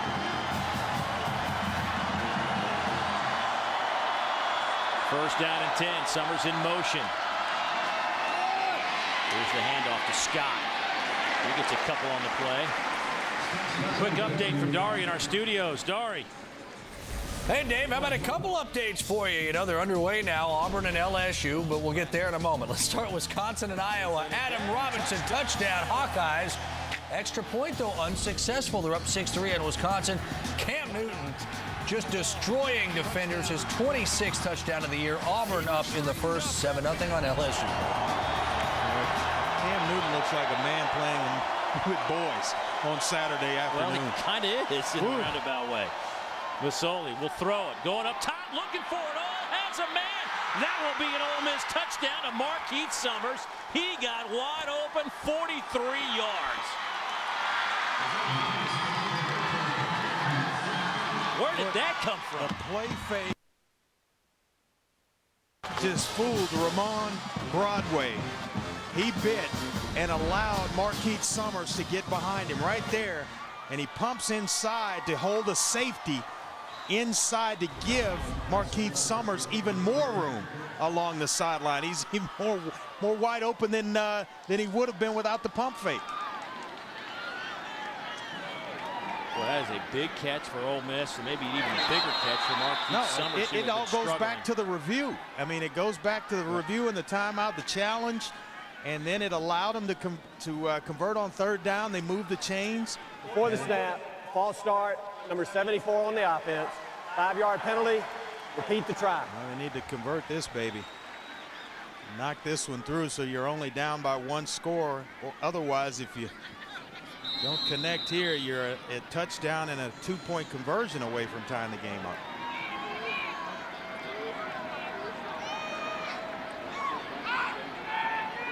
Mason Rose delivers. It is now 24-17. Going up. Hardest passes are when the guys are wide open, but this was right on the money. Yeah, when you got 4.340 speed, though, you know, you can throw it up a little bit and they'll go get it for you. But the eyes of Jeremiah Masoli right here, kind of fooling the defense side, so his receiver comes open right there. The play fake. Ramon Broadway bit on it and allowed Markeith Summers to get behind him easily for 6 points. Look at the eyes right here. That's how you operate in zone coverage. Guys looking, peeking at the quarterback. He makes eye contact and just freezes you just a little bit. Receiver still on the run, and he knows. He knows right there. He's feeling it. It's something about his body language here in the second half that's different than when we opened this ball game up. Markeith Summers is a guy that they were really counting on after losing Shea Hodge a year ago. And he had 5 catches, 165 yards, 70-yard touchdown against Tulane. And people thought, okay, we've got our guy. Well, then he disappeared and dropped 4 or 5 balls last week. And they were wondering if he was ever going to get it back. Maybe that'll be the catch. He's got all the physical tools. 4.3 in the 40, 40-inch vertical jump, 11-foot broad jump, stands 6'3", 205. He's got all the tools. Lance Ray will take it at the 2-yard line. Lance Ray slips at the 28. That is where the Arkansas offense will come out. Charles Sawyer with that special teams tackle. Ole Miss basketball fans, Cancun, Mexico. Don't miss out on the action as the Rebels compete with Southern Miss, Northeastern, St. Louis, and more for the Cancun Governor's Cup, December 22nd through the 24th. For tickets and travel, visit CancunGovernorsCup.com. All right, Andre. Yeah, Masoli's second half, 5 of 9, 83 yards, and has accounted for 2 touchdowns, 2 touchdown passes, 4 carries, 30 yards. Taking it on his own shoulders, bringing his team back. Tyler Wilson back in at quarterback for his second series. Wilson all day to throw. And that's nearly picked off right through the hands of Fawn Ingram. And once again, it begs the question, we are not getting any information from the Arkansas sideline about the status of Ryan Mallett. So we're just up here kind of flailing in the wind about his status because he didn't look hurt when he left the field before the rain delay. He didn't, and I can only believe that it's something from last week that with the concussion that's kind of hanging over this, he's not all there, which is why we're seeing Tyler Wilson here in the 4th quarter. Wilson last week, of course, 25 of 34, 332, 4 TDs. Knile Davis. Look at Davis go. Davis is to midfield. It's a foot race. Look at the speed from Knile Davis. He will score. 71 yards.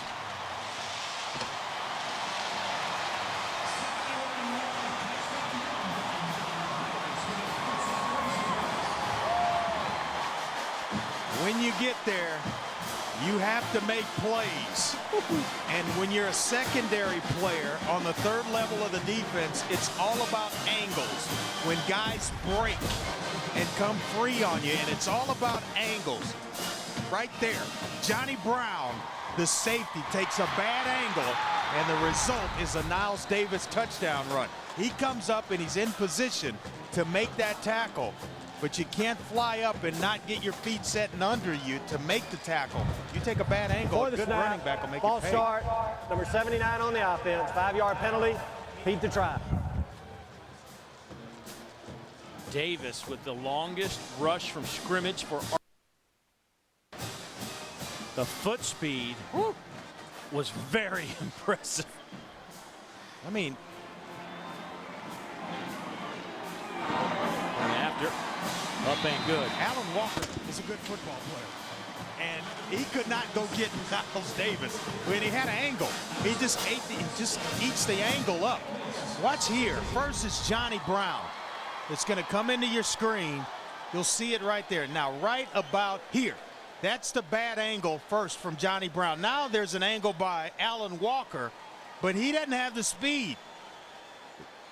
Knile Davis just eats the angle up and onto a 71-yard touchdown run. 14 carries, 133 yards and a touchdown for Knile Davis.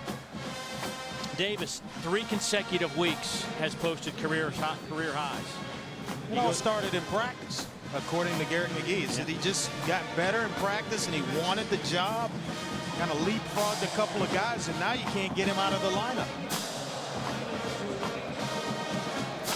How do you answer an Ole Miss touchdown? Got to go get some scores yourself. That's the only way to do it. Can't fold the 10 up and say, hey, we tried, we got close. 11 minutes, 11 seconds left here in the 4th quarter. You got to go get some yourself.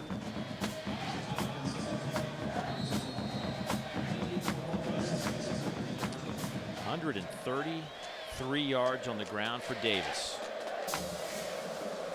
Tejada to kick it off.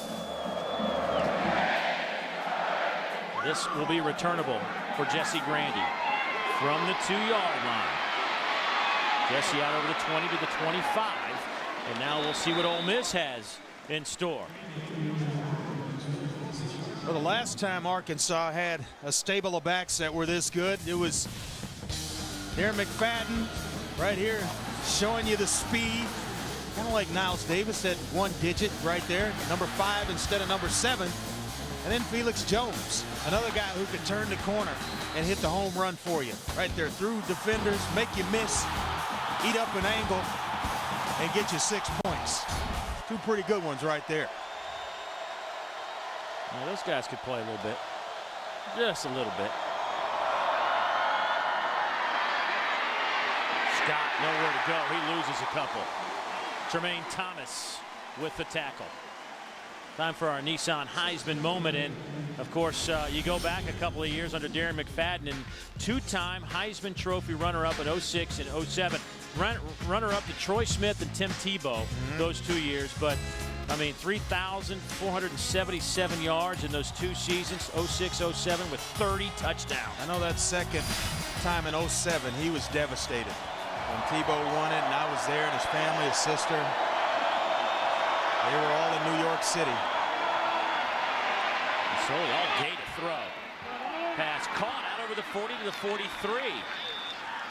19-yard pickup goes to Jamez Logan, who's picking up some receiving yardage today. I'll tell you what, he's really taken off. And I think he's starting to figure it out and becoming a better route runner, opening himself up for the football. And on a wet field like this, after all that rain, the offense has the advantage. You know where you're going, the depth of your route, and breaking it off. Defenders continue to slip. So if you get a dry ball to throw, you know where you're going, and the defenders don't. There, a little mix-up. Looked like he was trying to go back to Jamez Logan again. And he thought he was going to go to Jesse Grandy with a quick screen and a little flip bubble route out there and continue up the field. But that was thrown out, and nobody was there. You were telling me back in your days at Houston, it was a lot of read. You guys had to be on the same page. Yeah. And that looked like right there, a lot of read and react from that offense. It just didn't work. Yeah, no one there, and receiver seeing one thing, quarterback seeing another. And a flag comes down on 2nd down. Bradley Sowell may have popped up that left tackle. And you're 6'7", 315. Before the snap, false start, number 78 on the offense. 5-yard penalty, remains 2nd down. It's hard to hide when you're that size. He's a good football player. That usually doesn't happen to him. He's been solid this year. Probably the best athlete on that offensive line, and can really progress into a next level type offensive lineman. Got a bunch, 4 receivers set here to the near side. Masoli will keep it though. Needs to make a man miss, and he's got some room. Masoli down the far sideline, being chased down by Cribb, knocked out of bounds around the 10-yard line. Well, how do you do it? You ask me, how do you get back in it after a 71-yard touchdown run by Knile Davis? You go get you some yourself right here. They split out 4 receivers wide left, and once Masoli gets past the line of scrimmage, nobody there until he is way down the football field. 46 yards on that pickup. Now he is trying to will his football team back into this game. 14 carries, 93 yards for Jeremiah. No quit in Jeremiah Masoli. Earned my respect today. He's had it, but even more so. Another flag. Before the snap, false start, number 76 on the offense. 5-yard penalty, remains 1st down.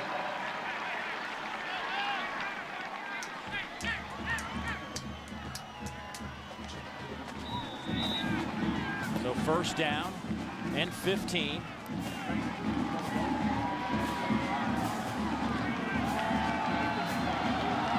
Line up in the eye. Don't see this formation very often for Ole Miss. Traditional eye set. Looking for Summers. Goes up and gets it and brings it down. Touchdown, Rebels. What a catch. 22 yards. For 3 receivers growing up. And Markeith Summers, you talked about it, they wanted to depend on him when Shea Hodge left to graduation. And here, you get one-on-one on the outside. You just want to allow a playmaker to make a play for you. He beats Darius Winston, the corner to that side, and just goes up. Talked about the 40-inch vertical jump. I got a guy like that, I'm going to throw him a jump ball, right? Well, this lightning delay put some lightning in the offense here. It has been an offensive show here since we came out of the 58-minute delay. Right here, just a fade route, holding the safety inside, no help over the top. And you've got 6 foot against 6'3", and a guy with a 40-inch vertical jump. Watch him go climb the ladder, make a play for you. The concentration, look at the eyes looking at him. Textbook. You know, sometimes, Andre, you hear it all the time, you just got to go make a play. That's it. That's it. 2 plays right there. Jeremiah Masoli run where the formation split everybody out, got him out of the way, and he was one-on-one with a linebacker. He makes a miss, goes on a long run, then comes back and then makes a nice toss to Markeith Summers, who makes a nice catch going up the ladder to get it. But will his team back into this football game? Masoli, 16 of 27, 209, 3 touchdowns. On the ground, he's 14 carries, 93 yards.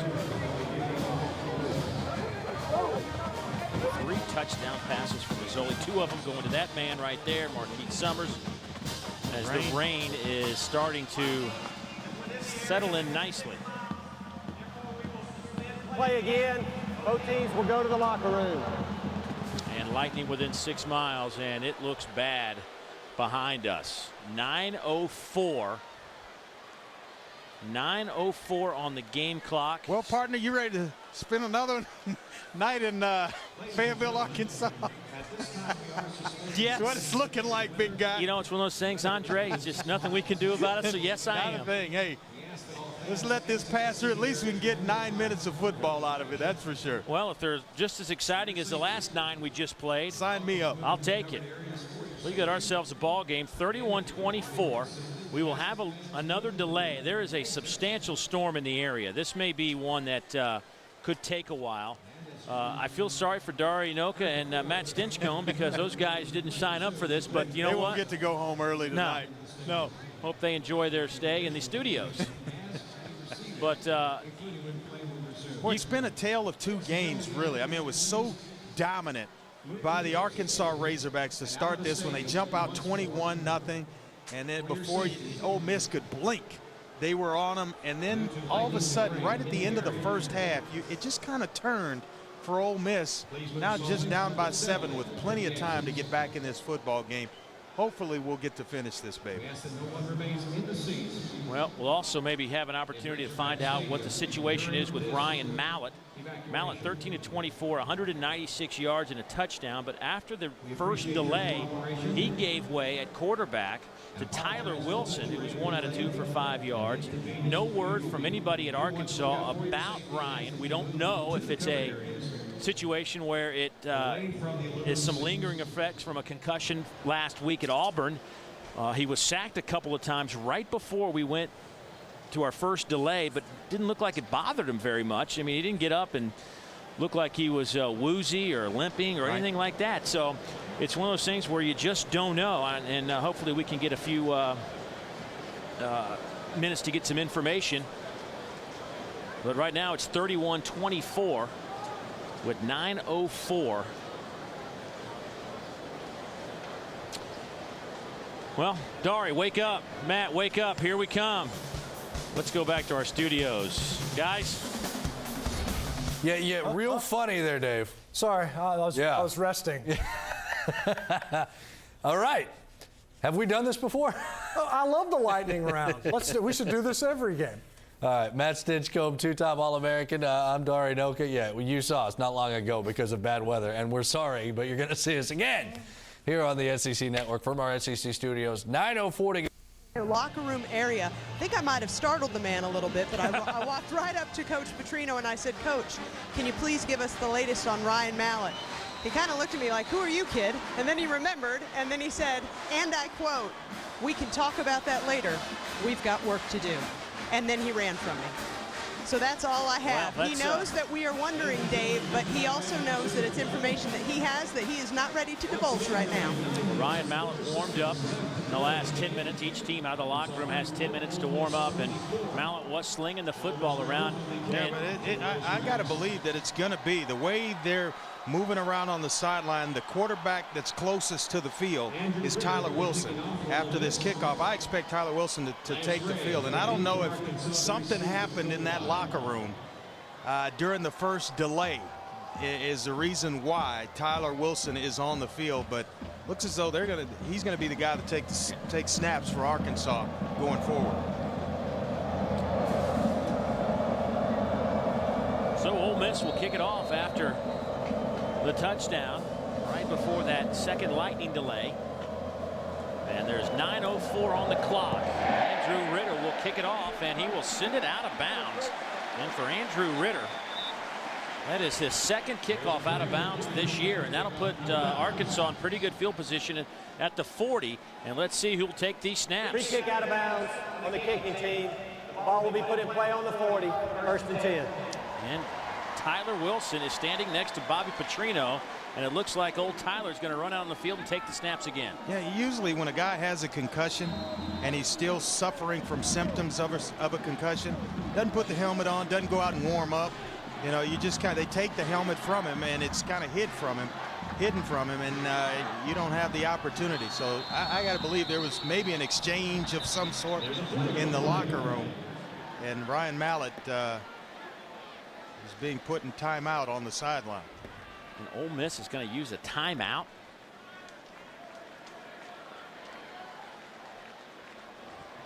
Substitution violation on the defense. 12 men in the formation.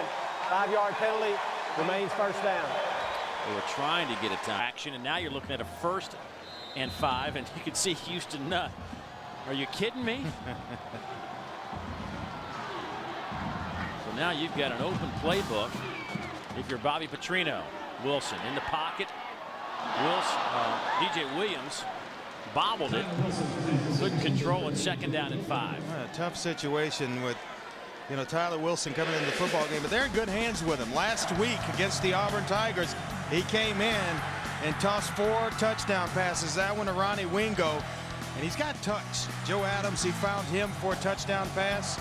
Standing in the pocket, delivering, and all of a sudden Greg Childs makes a play for him. He gets himself into the end zone.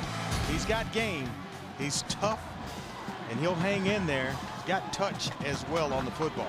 2nd down and 5. Here's Davis. He's tripped up a yard on the play. Now, get this. If you're Arkansas, you came in, you're thinking, I got Ryan Mallett, who's certainly been in discussion for the Heisman. You've got Greg Childs, who's got 37 catches on the year. Joe Adams, 28 catches on the year. You think you got the advantage? Well, all three of those guys are out right now for Arkansas. And I think that's why you saw him open up and go to DJ Williams with the football. Going to one of the playmakers, trying to, there are a few playmakers left that you can go to. DJ Williams happens to be one of them.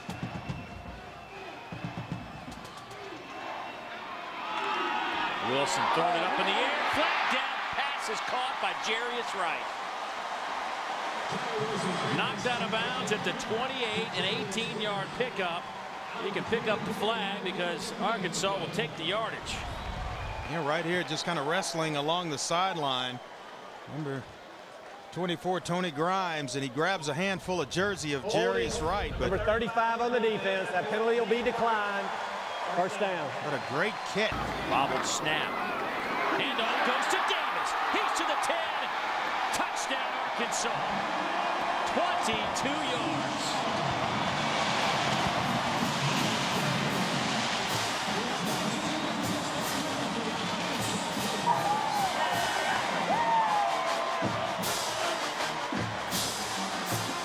That didn't take long. Not at all. I mean, this kid's a player.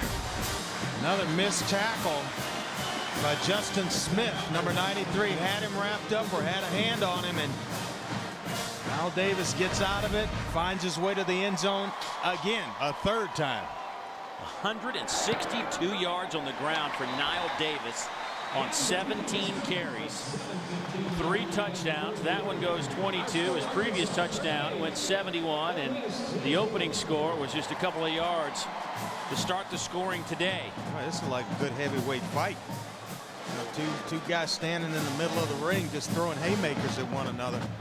One guy gets staggered. You think you got him knocked out, and all of a sudden he gets his legs back, weathers the storm, and comes right back and staggers the other guy. Plenty of time. 7:15 on the clock. Arkansas today has produced 410 yards of offense. Ole Miss has produced 388. They're right about average. The 408 on the season. Excuse me, 480 coming in. So they got a little bit left. They got a little bit left to gotta go get. But high-powered offense, and now, you know what's been missing, the running game. They're starting to get that, and that just makes play-action passes that much better. When linebackers have to hold and respect the run, and all of a sudden you're getting hit behind the linebackers for big plays. Here's the kick from Tejada. That will send Grandy 5 yards deep. He'll take a knee, so Ole Miss will obviously bring it out to the 20-yard line.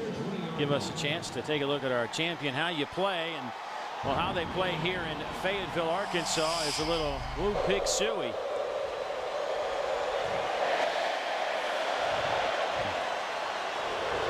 That's how you call them up right there. They were doing it last night down Dixon Street. Hey, during the first rain delay, they all went in the concourse. They kind of directed everybody to the concourse of the stadium. They were calling them up in the concourse. No game going on, but they were still calling them up.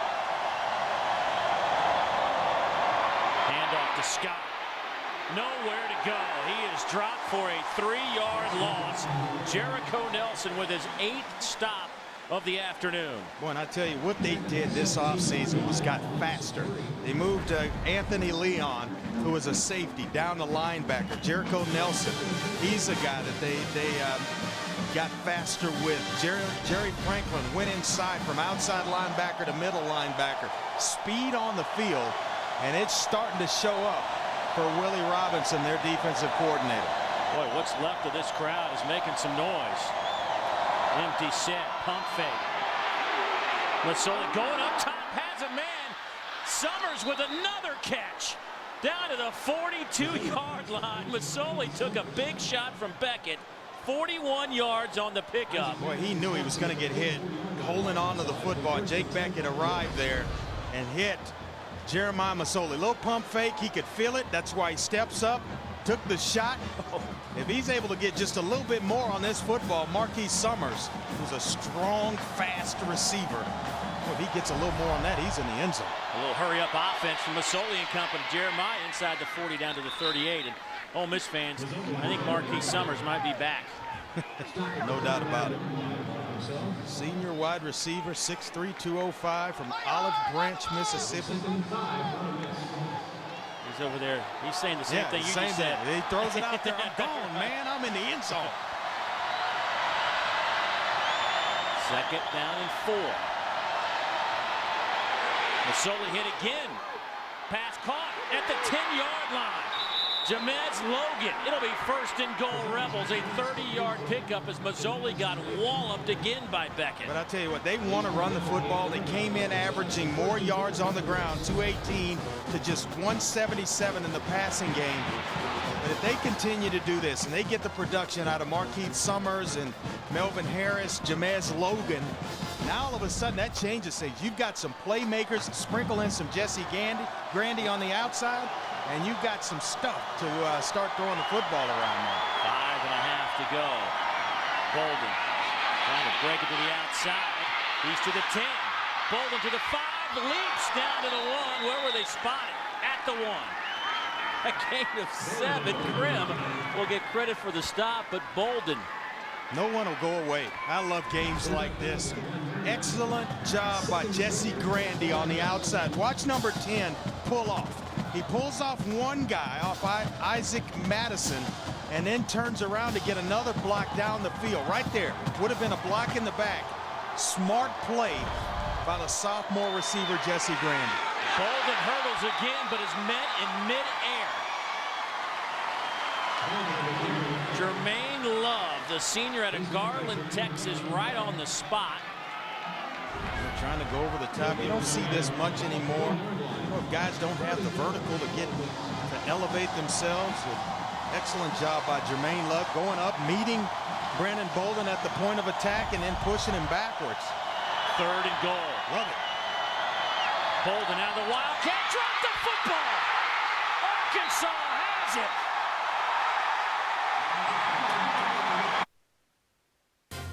This is a CBS 11 special weather report. Chief Meteorologist Larry Mowry here in the Weather Center. We've got a new tornado warning. In addition to the tornado warning that's heading into Kaufman County, we've got a new tornado warning for parts of Hill and Navarro County. So we've got 2 different storms that are capable of producing tornadoes. 3rd down and 3. 2 out of 9 on 3rd downs are the Hogs. And that may be a delayed game. How about that? If that's a delay of game, you go from 3rd and 3 to 3rd and 8. Well, they need a helmet on the football right now. Before the snap, delay of game, number 8 on the offense, 5-yard penalty, remains 3rd down. That'll happen with a guy that in the huddle, maybe having to call the play twice, not getting it, you're not spitting it out quite as fast. You also, you know, not used to, when you're the starting quarterback, I tell you this all the time. First order of business when you come in, find that play clock. That's the most important thing before you ball's even kicked off. Find the play clock. Out of the shotgun, Wilson will throw from the end zone. Going deep, has a man, Hamilton! Caught at the 46-yard line.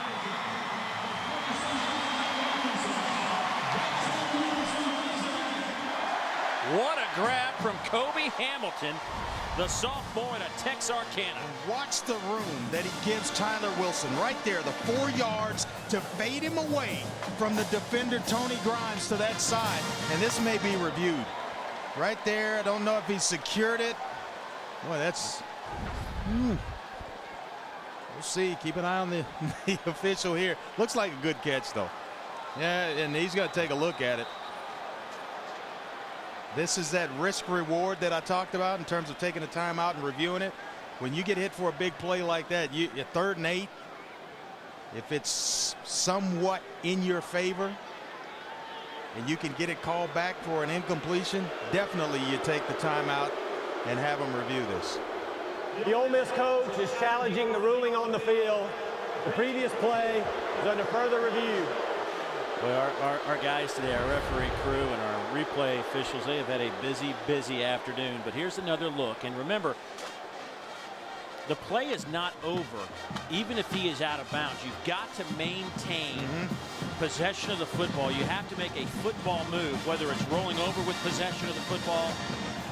You cannot be bobbling it. There cannot be any air between the football and your body. Keep in mind, just now the foot's in and going down, does the ball touch the ground? See, that's so close that... The ruling on the field is confirmed. It was a catch. First down. Didn't take long. Ole Miss will be charged a timeout.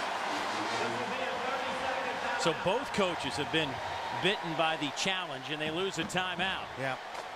2:42 to play, and that leaves Ole Miss with 1 timeout. Arkansas has a couple. 3rd down and 8. They went deep and picked up 40 yards. I'll tell you what, Tyler Wilson has stepped in consecutive weeks for this Arkansas football team. I don't know why Ryan Mallett's not in the football game. I don't know if it's injury. I don't know if it's what. But if you keep going in, and if it's not injury, and Tyler Wilson keeps performing like this, then stuff starts to brew. Amongst the team. I mean, yeah, and they gain more confidence in Tyler Wilson as he keeps performing this way each week. And the I formation. There goes Davis, gets a couple on the play before he's brought down, and now it's just a clock situation with 2.5 to go. But Knile Davis has been the difference on the ground. 19 carries, 169 yards. Andre, you got it started with that touchdown run, and then watch this. Great speed. Yeah, just eats up the angle of the defenders here, and his speed. pew, out of the and gone. Knile Davis comes right back with another touchdown run, breaks a tackle. Shoulder pads, pad levels just right, leaning forward, tough to bring him down. Knile Davis, our player of the game, exhibited the right stuff today, and he's our Academy Sports and Outdoors player of the game. Right stuff, low prices every day. Nearly broke that one as well. Gets it into Ole Miss territory at the 47-yard line. Gain of 6. That'll bring up about 3rd down and 2.5. You know what's amazing about the performance of Knile Davis? When they had to have it. Ole Miss, momentum, coming back. They punch one in the end zone. Here comes Knile Davis, 71-yard touchdown run. Ole Miss comes right back, touchdown pass. Here he comes again. And now when they have to move the chains, it's not, you know, there's a nice pass from Tyler Wilson on 3rd and 8, but it's been Knile Davis that's kind of moving the chains and eating up some time here. Big play right here. Davis he's short. Houston Nutt wants a timeout. He'll stop the clock with 1:15, and that'll bring up a 4th down and about 2. Well, I'll tell you this, the way they played defensively, there's no decision to be made, in my opinion, by Bobby Petrino. Punt. You know what? They've lost to some pretty good football teams. Alabama and Auburn, that's nothing to frown on. A high punt. Fair catch called for and made by Grandy at the 20. So it'll be 80 yards in front of Jeremiah Masoli in this offense with 1:06 to play. And here comes Masoli, who's had a great afternoon, especially since halftime. Masoli has rushed for 98 yards, and he has thrown for 279 as you look at what's coming up for Arkansas after this one. You had to have this one. Vanderbilt next week. And then you got South Carolina. You're on the road against South Carolina. That's going to be, and there may be a bunch of points scored there. All right, here we go. 1:06, 66 seconds on the clock. Empty set, 5 receivers. Masoli will throw it. Bolden catches out of bounds. It's going to be an offsides penalty here against the Razorbacks. Get the number of the defender that jumped, but well ahead of the snap count.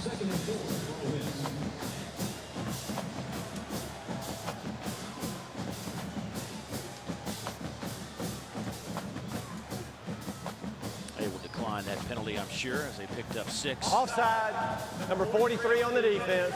5-yard penalty, remains first down. And the reason why you take it is only a yard difference. You take the 5 yards and keep the down.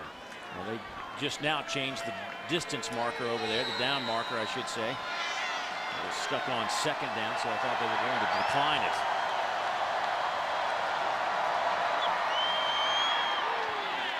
Pass caught out over the 40. Melvin Harris, 16 yards, stops the clock. Oh, a nice throw and catch. Cover 2, but corner is pressed up. He takes a nice outside release and sits down for the quarterback between the safety and the corner. Nice job there by Jeremiah Masoli recognizing. Masoli scrambles, pump fakes, throws it back over the middle. Bolden has it. That's a 1st down, so they'll stop the clock. He's at the 47. That's a 13-yard pickup. Ross Rasner brings him down. 2 weeks ago when we were over at Oxford, Houston Nutt telling us that Jeremiah Masoli was almost perfect on the 2-minute drill every time they ran it. It was almost flawless. Masoli lofts it up down the field looking for the 6'7" Harris, and that is through the hands of Elton Ford, and that would have ended the game. Yeah, he's expecting Harris to continue to the end zone. He pulled up on him and he threw deep. Jeremiah actually could have run this football as well right there, and he's expecting Harris to continue down the sideline into the end zone. He's going to let him throw it up and let him try to make a play for him. Almost cost him. 2nd down and 10, 32 seconds to play. Masoli steps up, throws back over the middle, and once again Masoli could have run it and picked up good 10-15 yards and gotten out of bounds, but he's deciding to throw the football. Probably would have picked up the 1st there had he run. and that would have stopped the clock. Now 25 seconds. We're 3rd down and 10. Still with a chance. Today's 1st and 10 line brought to you by Toyota. See your local Toyota dealer for deals that will make you feel like an MVP. Toyota, moving forward. 25 seconds.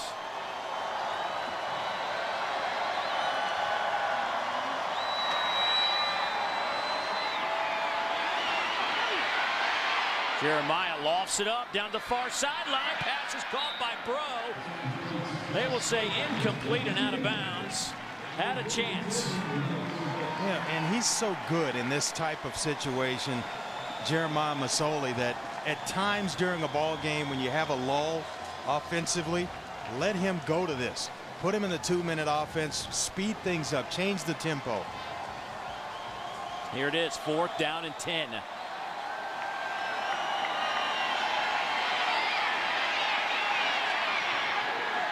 Jeremiah trying to buy some time, throws it near side, pass is caught. With 5 seconds left, the ball is at the 27-yard line, an 18-yard pickup.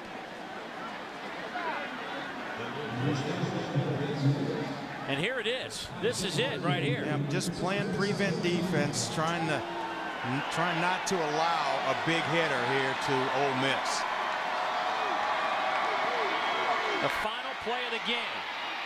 Masoli throws it in the end zone. Needs some help. It's incomplete.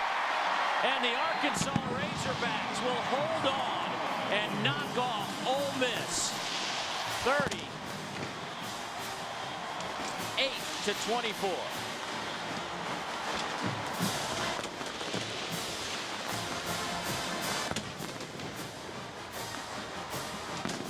Valiant effort by the Ole Miss Rebels, but they fall 14 points shy. Arkansas says nice game to a guy that recruited many of these players in Houston Nutt. We will come back, put a wrap on things in a moment.